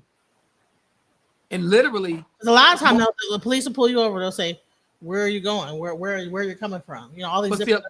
a lot of those questions were set up to be able to eventually do. They're set up to see how you react to them, and sometimes those questions allow them to go deeper and ask more questions and put you in deeper situations. And so that's why you got to be careful about that. Gotta be careful with answering certain. So what questions should you answer? Really, honestly, your name, your date of birth, sometimes where you're going, but you might not want to give them where you're going. You might not want them to know where you're going. And you as far as identifying yourself, you have to answer that. You don't have to answer anything else. What about give me your ID? So you have to if you have that ID now, you in Texas, you have to give it up now. But certain cities, certain places, it's not like that. But in Texas, it is. In Texas, it is. And what you need to do is do your research in your state to see if you have to give them the ID. A lot of these Republicans went in and changed the ID laws where you have to identify yourself. And people don't know that. And so they get into an argument. I don't have to give you my ID and all this other stuff. Well, you have to tell me first why you're pulling me over. And so then they get into a back and forth. Well, you didn't tell me why are you pulling me over first? And then next thing you know, they're grabbing you out the car. Well, a few years ago, you didn't have to give it to them, and now you have to give it to them because the law changed. And in your state, you got to do your research to figure out if you have to or not. Most of the time, the best thing to do is to give them your ID, because if you don't, What's going to happen? You end up having to stand up. They ask too many questions. They call back up. They try to figure out another way to extend the traffic stop. You don't want to do that. Right. The more time that the traffic stop lasts, the better a chance that you might end up going to jail. Would you? Yeah, say? and we got to be careful about that, because I'll tell you, I had, and I'm not proud of this, but I had a situation where I was actually in a trial, right? So I was on the trial break, and I came home early that day because the judge had to go take his wife to the doctor or something. I came home and changed clothes. I live in a nice-headed neighborhood, so I went for a walk up on McKinney Avenue over here, not far from where I'm at. And so I decided I'm going to go get me a drink, and I get my ID at the last minute. I go and take it with me. At first, I wasn't going to take my ID, but I was going to get a drink. When I get up to McKinney, I decide, I'm not going to get a drink. So I'm walking back home. So I'm on the phone with my wife, and I'm on the phone, and then all of a sudden, it's like 6 cop cars swoop around me and stop. And his car comes in, and when he comes in, because I put an Affliction t-shirt on and had some blue jean shorts. Remember Affliction with all the skulls and everything? Right. Well, what happened was somebody had saw me walking and reported, and there were some rapes going on in the community. And this cop, they swooped down on me, and he goes, "Can I talk to you for a minute?" And I didn't mind paying attention. I said, "For what? Can I talk to you for a minute?" And I said, "No." I said, "I'm getting ready to go in my house. What are you talking to me about?" So he comes around, puts his hand on his weapon. I go like, "Oh no." So I'm mad at this point. And he goes, "Yo, well, I want to talk to you for a minute," and so on, so on. So can I have your ID? I go, "Well, there's some business stuff going around. I need your ID." So I go, "Okay, I'll get my ID." Okay, here. So he looks at it. He gives it back. I'm gonna tell you, I didn't handle this right. I'm gonna tell y'all how I was, because I'm just like anybody else. He goes and looks at my ID, and he goes, "Well, I want to ask you some questions."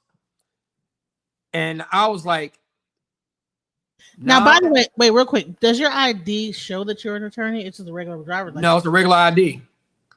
And so I tell him, "No, well, I need to ask you this and that, because there was a rapist in the community." And I said, "Officer, this is gonna be a bad day for you."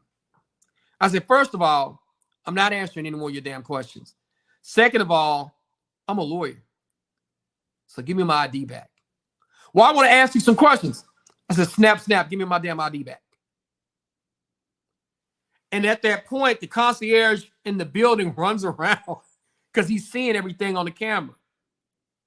And he goes, "No, hey, he lives here. I got the key with the wand. I even showed him the wand that I had to get in the building."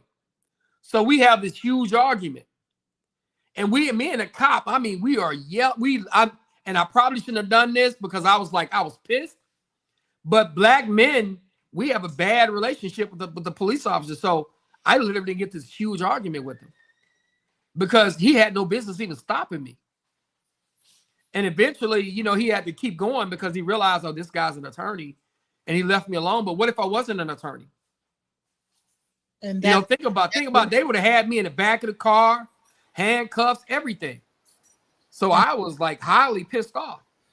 And here's the thing: a lot of black men be back and forth and with the cops and don't realize, sir, like, chill out, like, just calm down and just give them what they know. Give them your ID. You know what I'm saying? And just don't answer no more questions. You know what I'm saying? But you know what? I was young then. I was about 31, 32, and because I come from I was raised in the hood, so we ain't got the best relationship with police officers. Now my cousin was a DPD officer, and actually is works for the government now, is in the officer capacity now. But most of the police officers I knew, I didn't know a lot of police officers outside of going to court. But the relationship with the police officers and African American men are not the best, and I didn't handle my situation right. That's why I'm able to sit here and tell y'all, don't do what I did. Number one, because you don't want that kind of situation. And I ain't gonna lie, because I am a lawyer, I just know what they can and can't do. And you were lucky enough to have that guy come around and say, "Hey, don't do that," Well, actually, he came around on his own, because he saw it get nasty, and there was nothing the guy could do. What is he gonna do? You check my ID, I live here, give it back. I'm not talking to you, and I'm an attorney. Hurry up. Snap, snap, give me my ID back. And What are you speaking gonna of do? that, I want to show you. So let's so this is a similar situation. Mm-hmm. I wanted you to like check this out, and I want you to give your opinion on it. I'm gonna play the video. So here we go. Okay, let's go.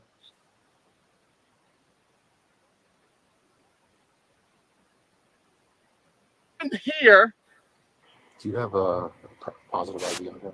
my Hold on, let me get the start from getting higher. What happened the today? peace must be maintained. You feel the peace? Now, by the way, first, let me give you some context. So he called the police because something was going on, Mm-hmm. and the police came. He was the one who called the police, right? So first, let me do this. The following video contains graphic content that may be disturbing to some viewers. Discretion is advised. Jackie, please put copyright in there so we don't, have to deal with anything. But yeah. So let me find it. I think she already had it up there. But she always did. She said at the top. So copyright disclaimer when I play this. So here we go. Let's go into it. He's unstable. Disturbing the peace. So what And happened the today? peace must be maintained. You feel the peace? You feel it? What happened today, sir? It needs to be maintained. It's pretty peaceful He right came now. into my home and I told him he can't come in without permission. Yeah. So he violated my space, my boundaries. Okay. Then came and slammed my door. So he destroyed. Yes, that's destruction of property. Where is he currently? He's currently in my area that I allowed him to stay in How long has he been staying here? for a few months now. Okay. That him right Yes, and he needs to be evaluated or looked at or whatever you got to do. Okay. there? Do you have any weapons left? He has no weapons on him. He has no weapons. Do you have any weapons on you? I am the weapon. Okay. Do you have any guns on you? I don't use All right. guns. That's all we're worried about. Okay. Just stay right here for me, please. Do you have a positive ID on him? Yeah. It's funny. Go check Elvis on the date that I ran. Elroy Clark is showing possible 49. All right. We're about to go 10-15 on him. We're going to have a problem. He's a sovereign citizen and pretty big dude. So we could just kind of make your way this way, please.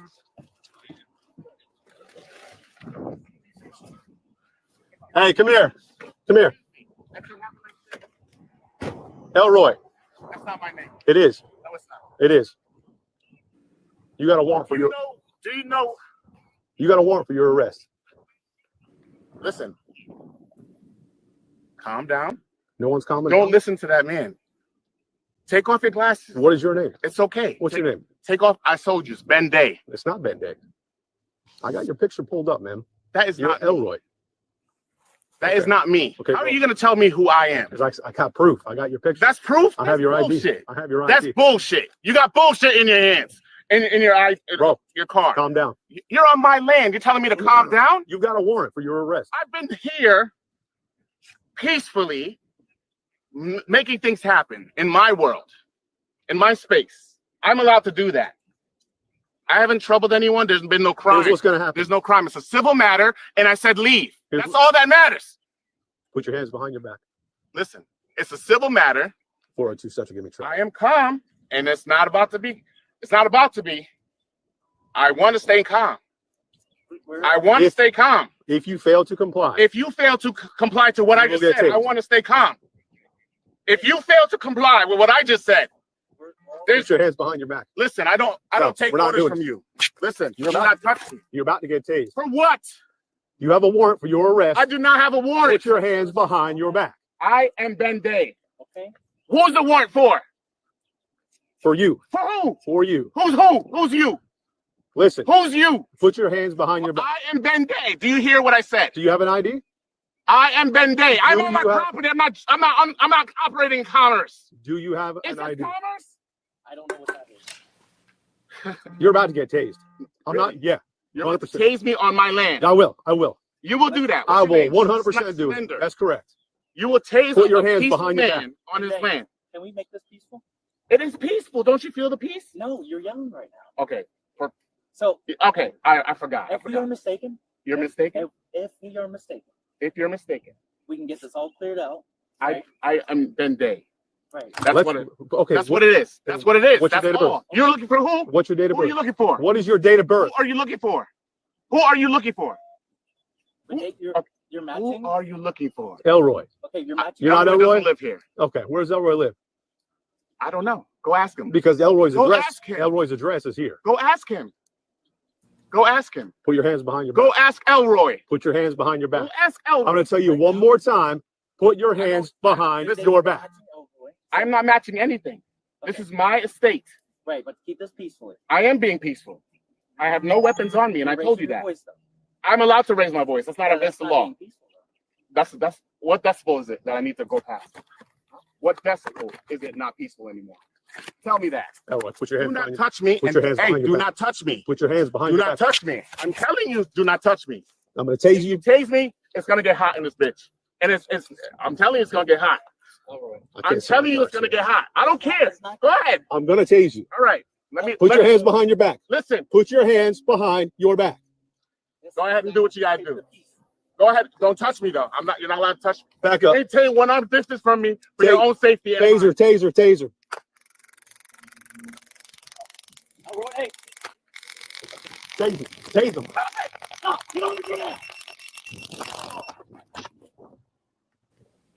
just get on the ground, please. OC, OC. Get on the ground. I gave you everything, and this is how you treat On me. the ground, please. I gave you everything. On and this is the how you treat me. ground.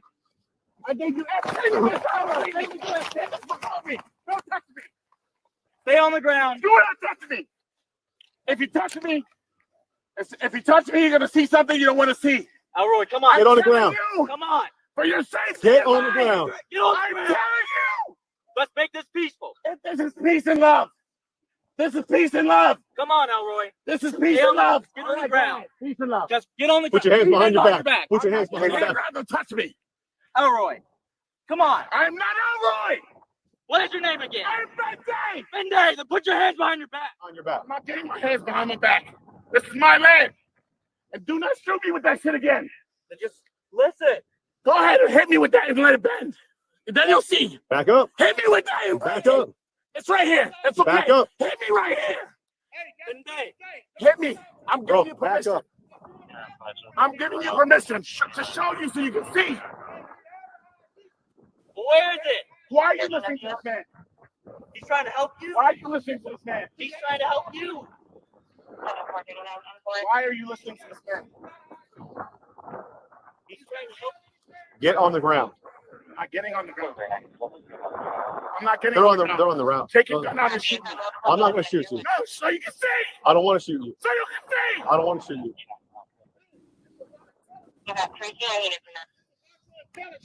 Do not touch me. Put your hands behind your back. It's a civil matter, and I told you that. And now we're trying to figure something else out. Hey, do not go on my grass. Get off my grass. Get off my grass. Tell him to get off my grass. He's been tased twice and sprayed. Tell him to get off my He's been grass. tased. I've been tased. Get on the ground. I told you to. Get on the ground.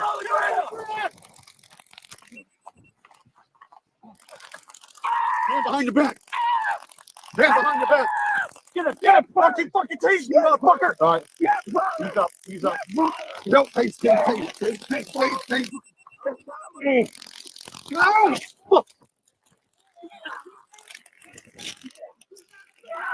I'm bad. Get off. Get on the ground. Get on the ground. Stay down. Stay down. I'm bad. You're gonna get shot, motherfucker. I'm telling you. You're gonna get fucking shot. Not gonna work. Get on the ground. It's not gonna work. You're incompetent. Get on the ground. He's recording. He's What? recording. If you shoot him, you are Not lethal. He's recording. Not right now. Murder me. Get on the No one's gonna get murdered. We don't want to hurt you. Get on the ground. Get on the ground. Hey Genesis, what you Get might on the want to do, fucking ground. don't show them where he's Get on the ground. because then they'll stop Hey, our shut stream. up. That is murder. That is murder. Get on the ground. That's my brother. We might want to stop there. Yeah, I'm gonna stop right there. Let's stop But there. I mean, yeah, yep. So Let's stop there because basically what we'll talk about is the fact that he basically gets shot after that. Is that correct? yes, Well, a couple of things and one of the issues is he's probably calling the police officer because he's having an issue in his home and he wants them to get their help. But a lot of times you got to realize they're going to check to see if you have warrants, which I don't know what he had a warrant for, but if it's something small, they can use their discretion not to pick him up on it and try to figure out what's going on in his home. But a lot of the times when they already knew he was a sovereign citizen, so which tells me that they dealt with him before. Or when they checked him, they realized that in the little check that they did, that he was a sovereign citizen. And anytime they see those sovereign citizens, guys, that they're gonna give you a hard time. They just are. Because it becomes a power struggle, right? You're gonna try to tell them what to do, and they're gonna try to tell you what to do.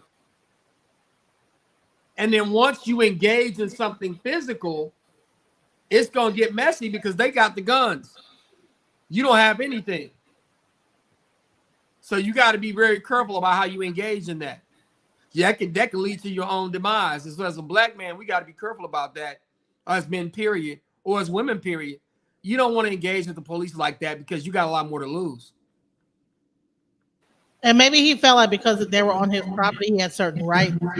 And see, that's the thing too. I'm not gonna lie. Like, you come on my property, but see, once again, as men, that's why we got to be careful about calling outside people into our world, because when they're on your property and they're trying to tell you what to do, it's a problem because you're on your private home, you're on your private property, but you called him out there. So since you called him out there, you put yourself in a situation. So you got to be very careful. But a lot of us as men, when you're in my house, I don't care what you do for a living. If I tell you to get out, you got to go. But that's part of the problem. You called him out there, and they instead. So does the law like change once? So say you on your property and you're calling. First of all, he knew it was a civil matter, right? Now, well, no, it's not a civil matter sometimes, because if there's an issue of somebody not leaving, it could be criminal. They're just trying to look into it. They don't know if it's a civil matter or criminal matter. right. But once they start identifying you and you call them out there, and you got to be smart enough to know whether you got warrants or not, don't call them out there. Right. If you got warrants and you trying to like engage someone for a civil matter, but he probably didn't know he had warrants.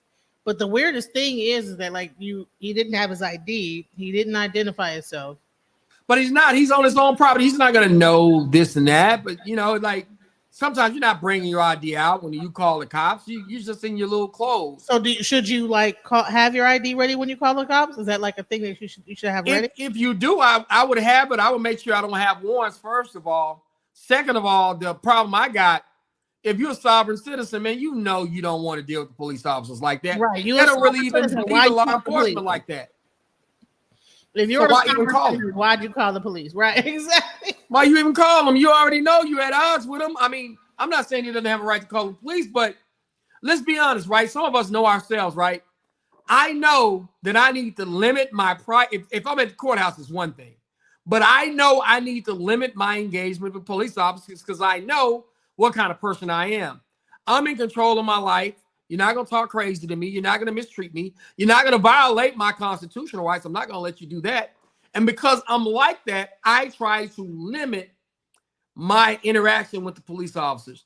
I know great officers who I have great respect for, who really do it for the right reasons. But there are some officers who don't do it for the right reason. I don't know what I'm going to get when I call somebody out. So I try not to call them out if I can avoid it. So at some point, it seemed like a little bit of mental illness was involved with this guy. Do you think that the officer should have like known when he started like actually feeling like he was like Hercules and go ahead and tase me right here. I'm going to show you. You know what I'm saying? At some point, I think something should have triggered an officer's mind. This guy is probably not on.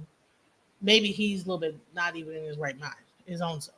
Right? Well, I'm gonna tell you, look, like it's some people, man, you can hit them with that taser, they don't care. Like that's a love tap to some of them. You know what I mean? So yeah, he was breaking away from that taser like he was Hercules. Like, look, man, I've seen people get tased and they automatically hit the floor. I had a guy running from the cops one time, got tased on the fence. He broke a bone in his back and his nose. I said, man, how do you do that? Because that taser hits you, man, it stiffens your body, especially if you kind of light, right? But that taser can hit you, stiffen your body. You don't know what's going on. And so that's kind of what happened.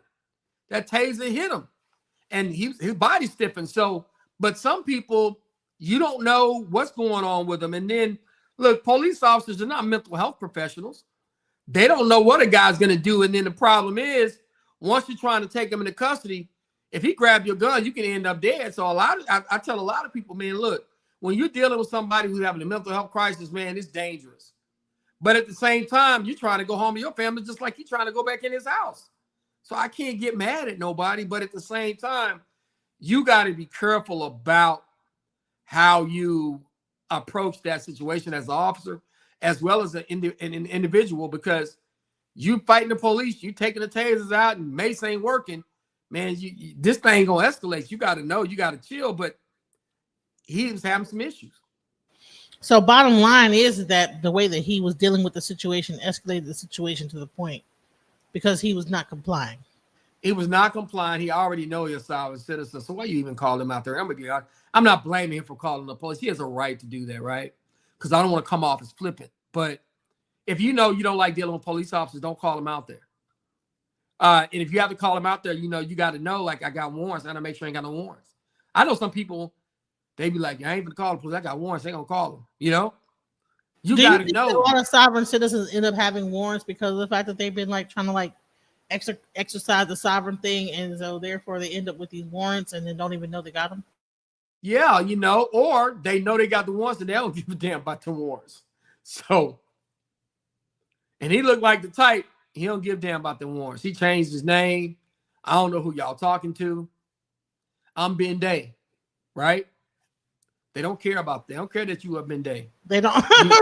you Leroy Jenkins. Right, bend down and put your hand behind your back and bend on down. Leroy Jenkins right now, and you don't. And so that's the problem.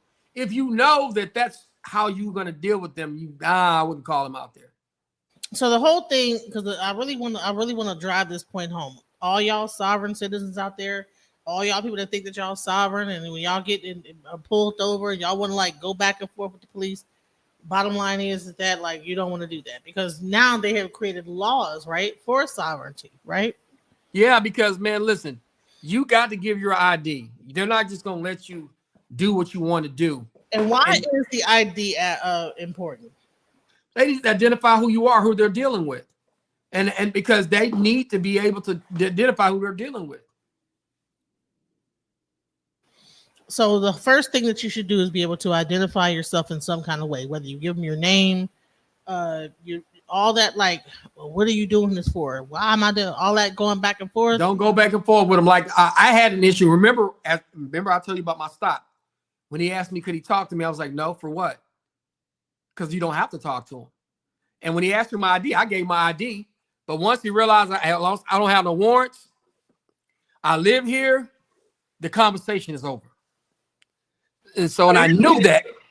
So let's talk about, when is the conversation over with police? When is talking too much at a detriment to you? Once you give your ID, or when? It depends on the situation you're in. You give your ID, you don't have any warrants.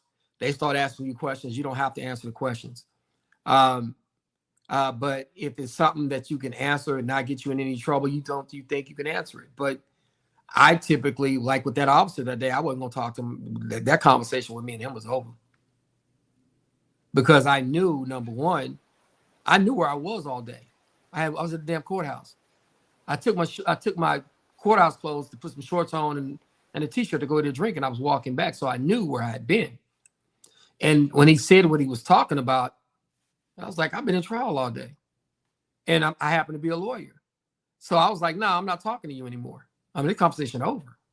Well, I got some questions. No, this conversation is over. What are you talking about? Give me my ID. And he had to let me go.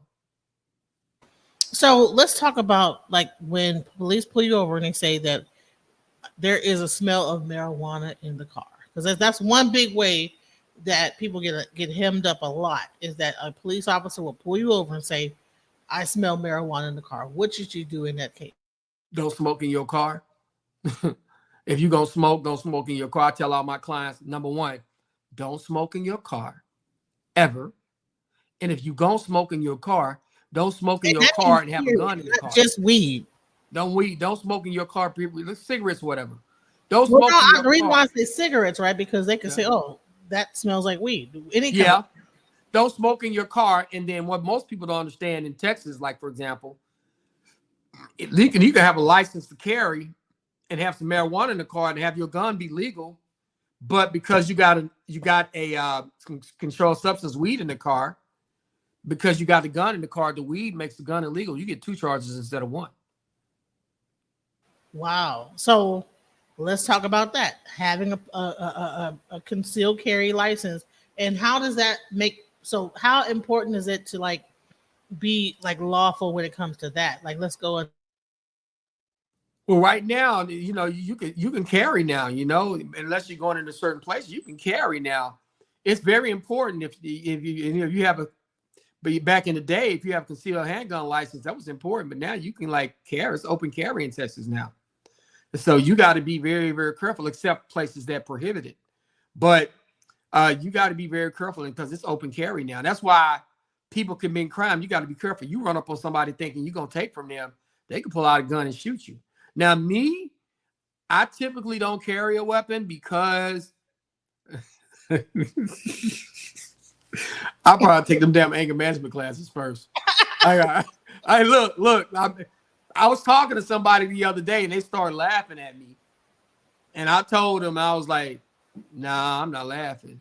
Like I own weapons because my grandfather gave me a Desert Eagle and I got a shotgun. But I don't carry them. I don't touch them. And I'm gonna be honest, open carry ain't for everybody, man. Like, some people got, like, if you got a hot temper, man, you can't go around here, letting stuff escalate to where you pulling your weapon on people. But me, I just don't carry. I gotta take them damn classes first. Right. And then here's the thing is also like having that weapon in the car. And then when you alert the police that you do have a weapon, what does that do? Because I've always seen every time if a person said they got a weapon, they get pulled out the car. Period. Man, look, you know what I said when they first started doing open carry? I say that's a setup. People go like, why? I said, man, look, when they carry their guns, it's different. But we carry our guns, man. Listen, me and my buddy Trey Harris, he gonna laugh at this, one of my buddies from law school. He said, man, you can go into a restaurant. The dudes can walk in there with their deer hunting stuff on, their guns showing left and right, hanging out of their back and their pocket and everything else like that. They come in there, nobody moves. But a group of black men come in there dressed hip hop, carrying a bunch of guns. The whole restaurant would damn near clear out and they call the policeman and they'd run down on the place. Right? Yeah, pretty much. Yeah. That's why I said that whole open carry stuff was a setup. Right. And you see like a lot of like celebrities getting caught on that. They have all these like pistols. I think T.I.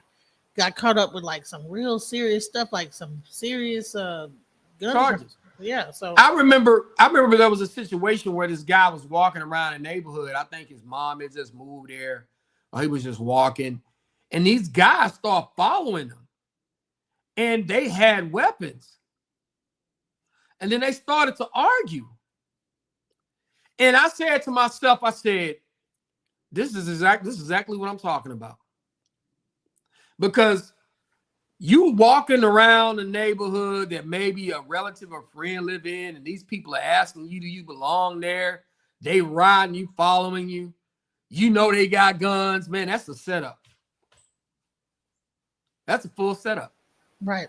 So how should a person behave if they do have a pistol in their car? Tell them when you're pulling, they pull you over. Tell them I know it's open carry. My gun is in this car. Tell them where it's at. I do have a gun in here. I'm telling you. Be upfront and let them know you have a gun there. If you keep your hands on the steering wheel, keep your dome light on, and tell them that, you won't have a problem. What about weed? The problem is you got weed and a gun in the car. The weed and the gun is illegal. What if you just have weed? Well, they can charge you with possession of marijuana.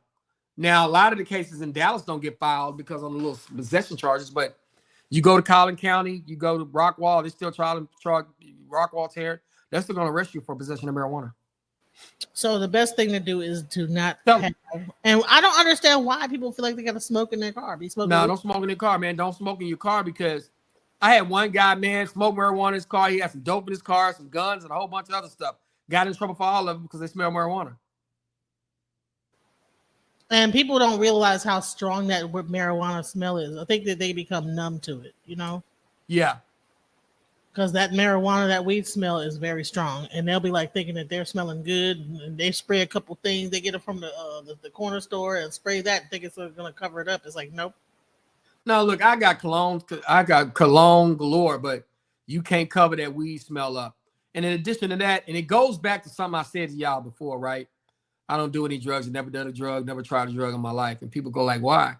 Because I always, growing up, I always looked at the drugs was a way for the police to get into you. When I say get into you, I don't want to give them a reason to interact with me. I didn't want that. So I felt like if I was doing some drug or something like that, they had a reason to be able to interact with me, and I don't want it. So finally, I wanted to get into females getting into more trouble than nowadays.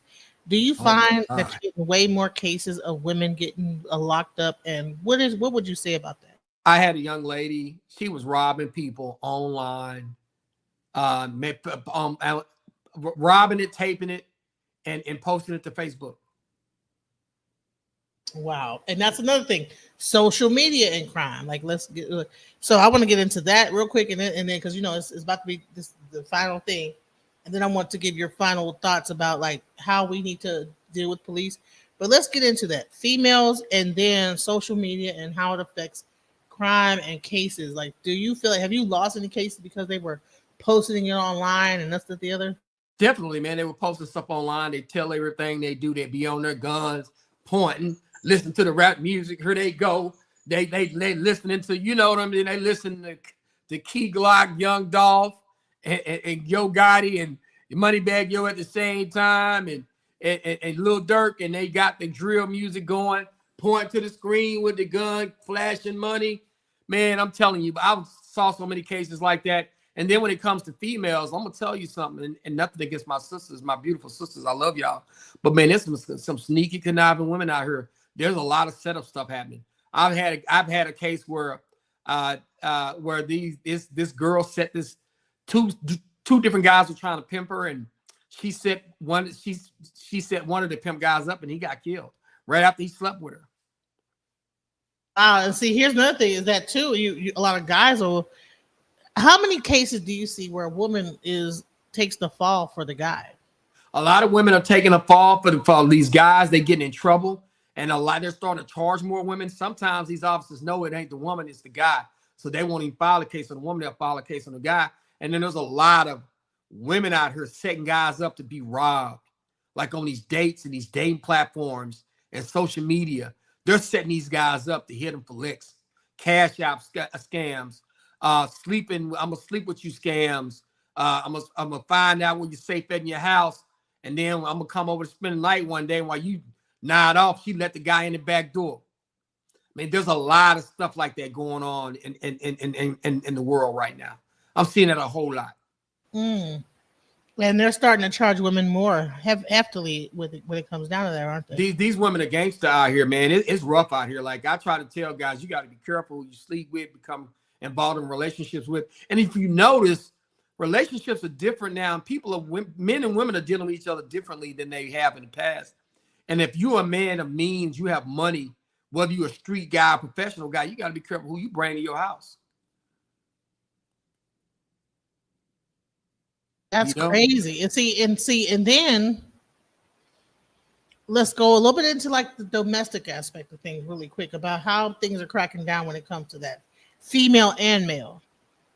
But if y'all get into a fight, somebody's going to jail, and they're not going to dismiss these cases anymore. And I try to tell people, man, y'all got to start getting along a lot better, right? Y'all got to start getting along a lot better. And then there is a lot of sometimes where women are engaging in the fighting, or they're engaging in the abuse first. And they're starting to arrest women for that a little bit. more often because you got some women you can't break up with them. They ain't gonna let you do that.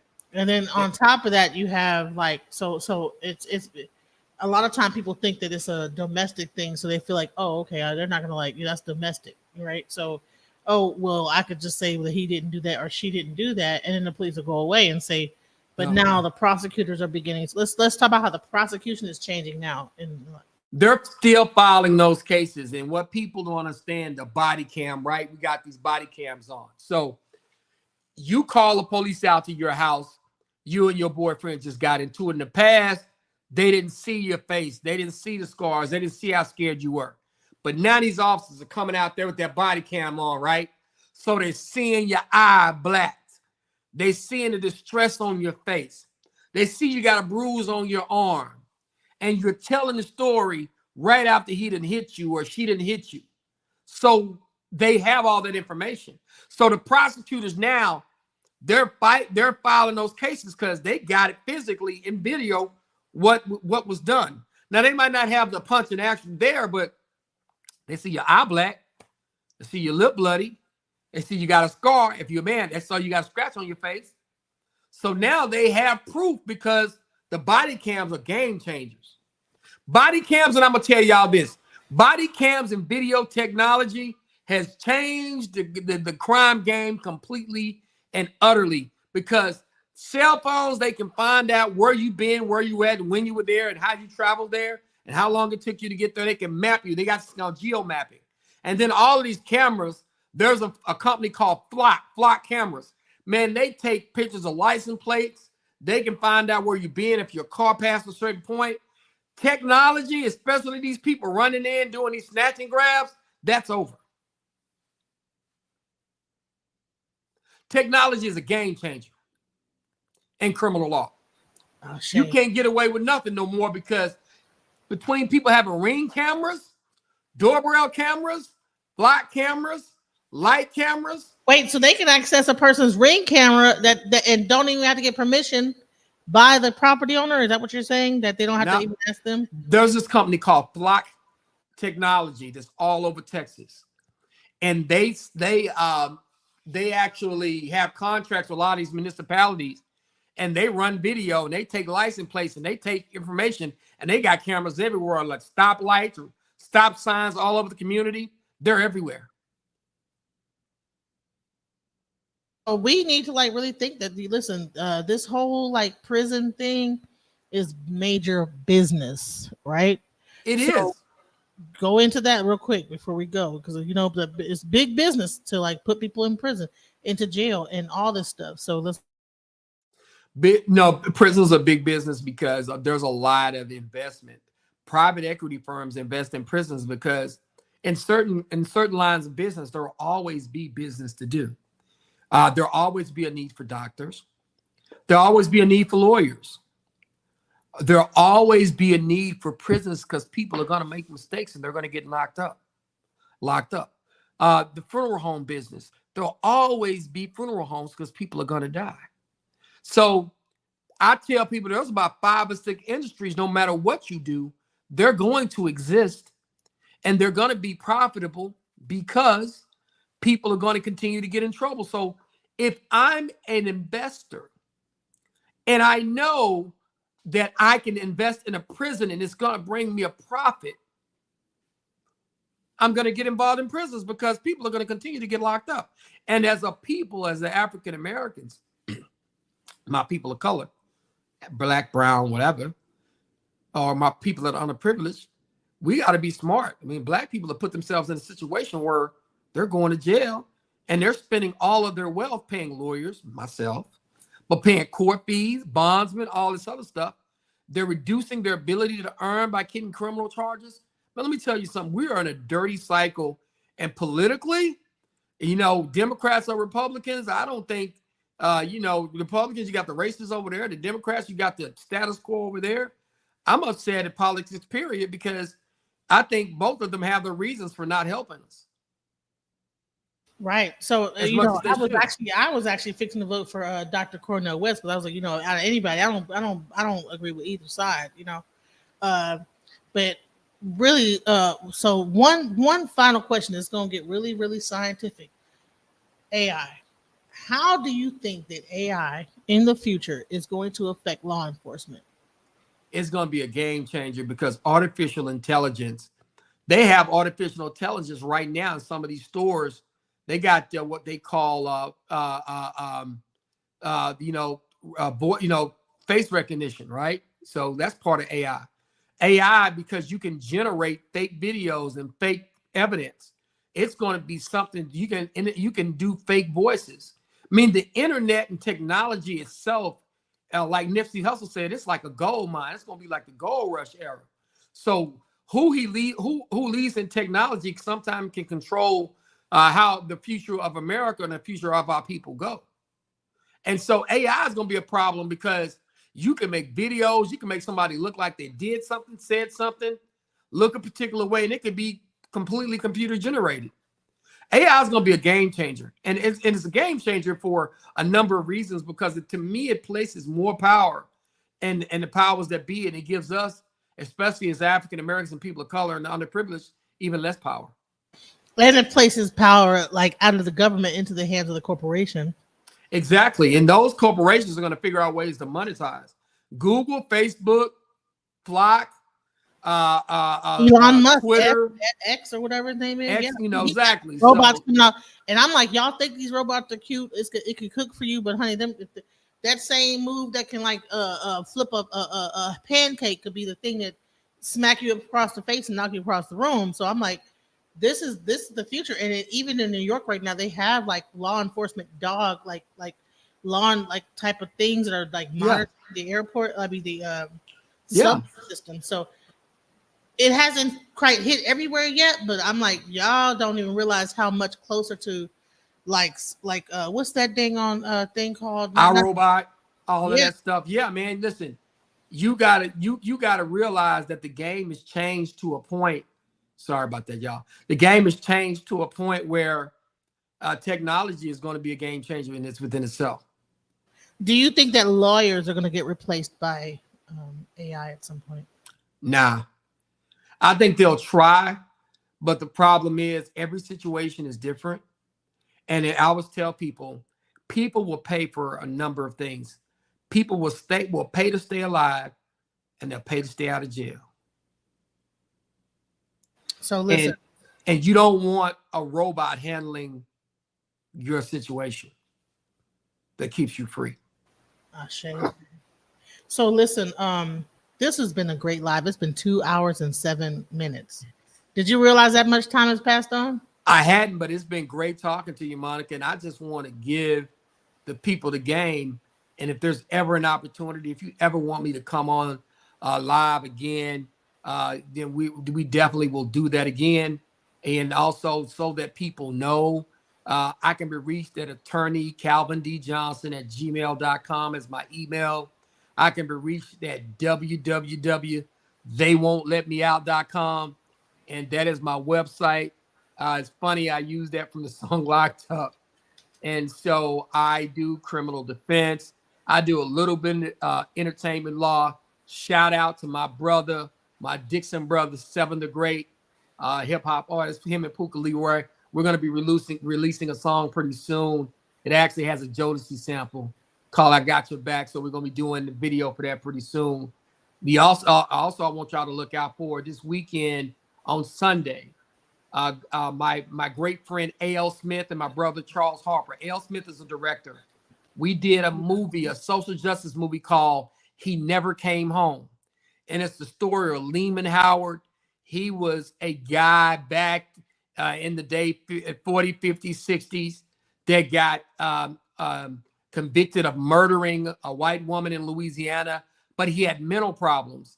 And the officers and the authorities in Louisiana kept him incarcerated for 20 or 30 years, and they got him to confess to a crime that he didn't commit.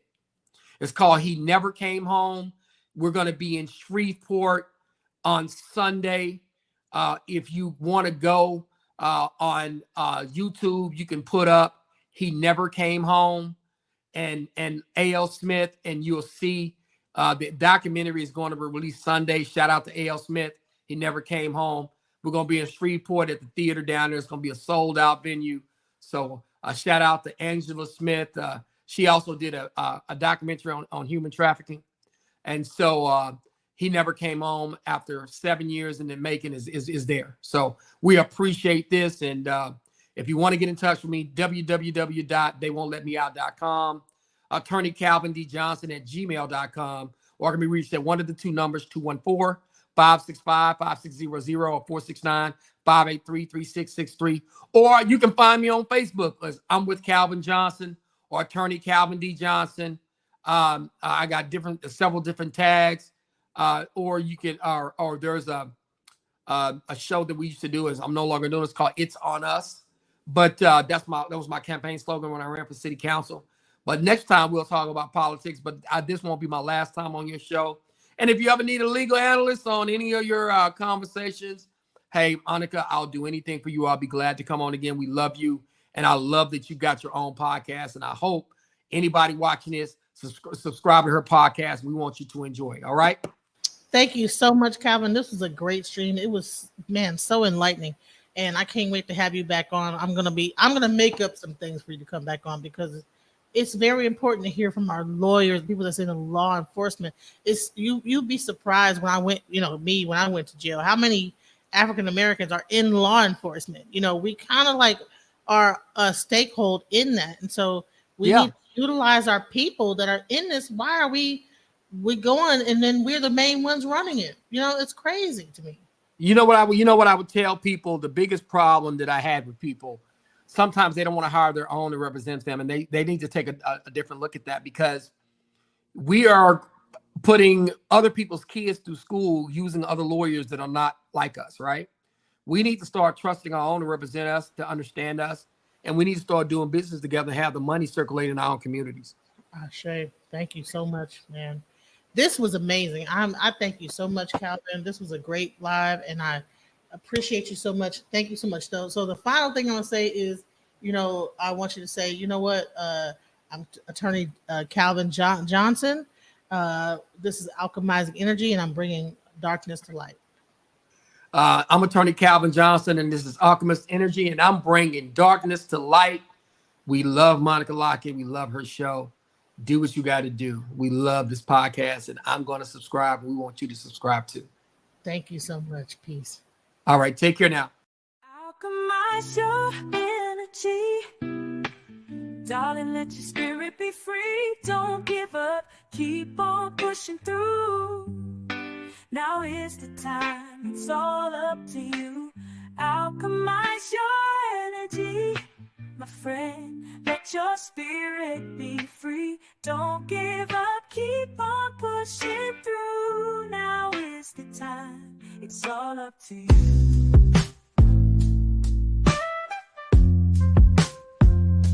No matter the storm, but over tragedy. No matter the storm, but over tragedy. No matter the storm, we will always take flight. Keep on pushing through the darkness of night. There's no limit, let's reach for the sky. Shine so bright, from darkness to light.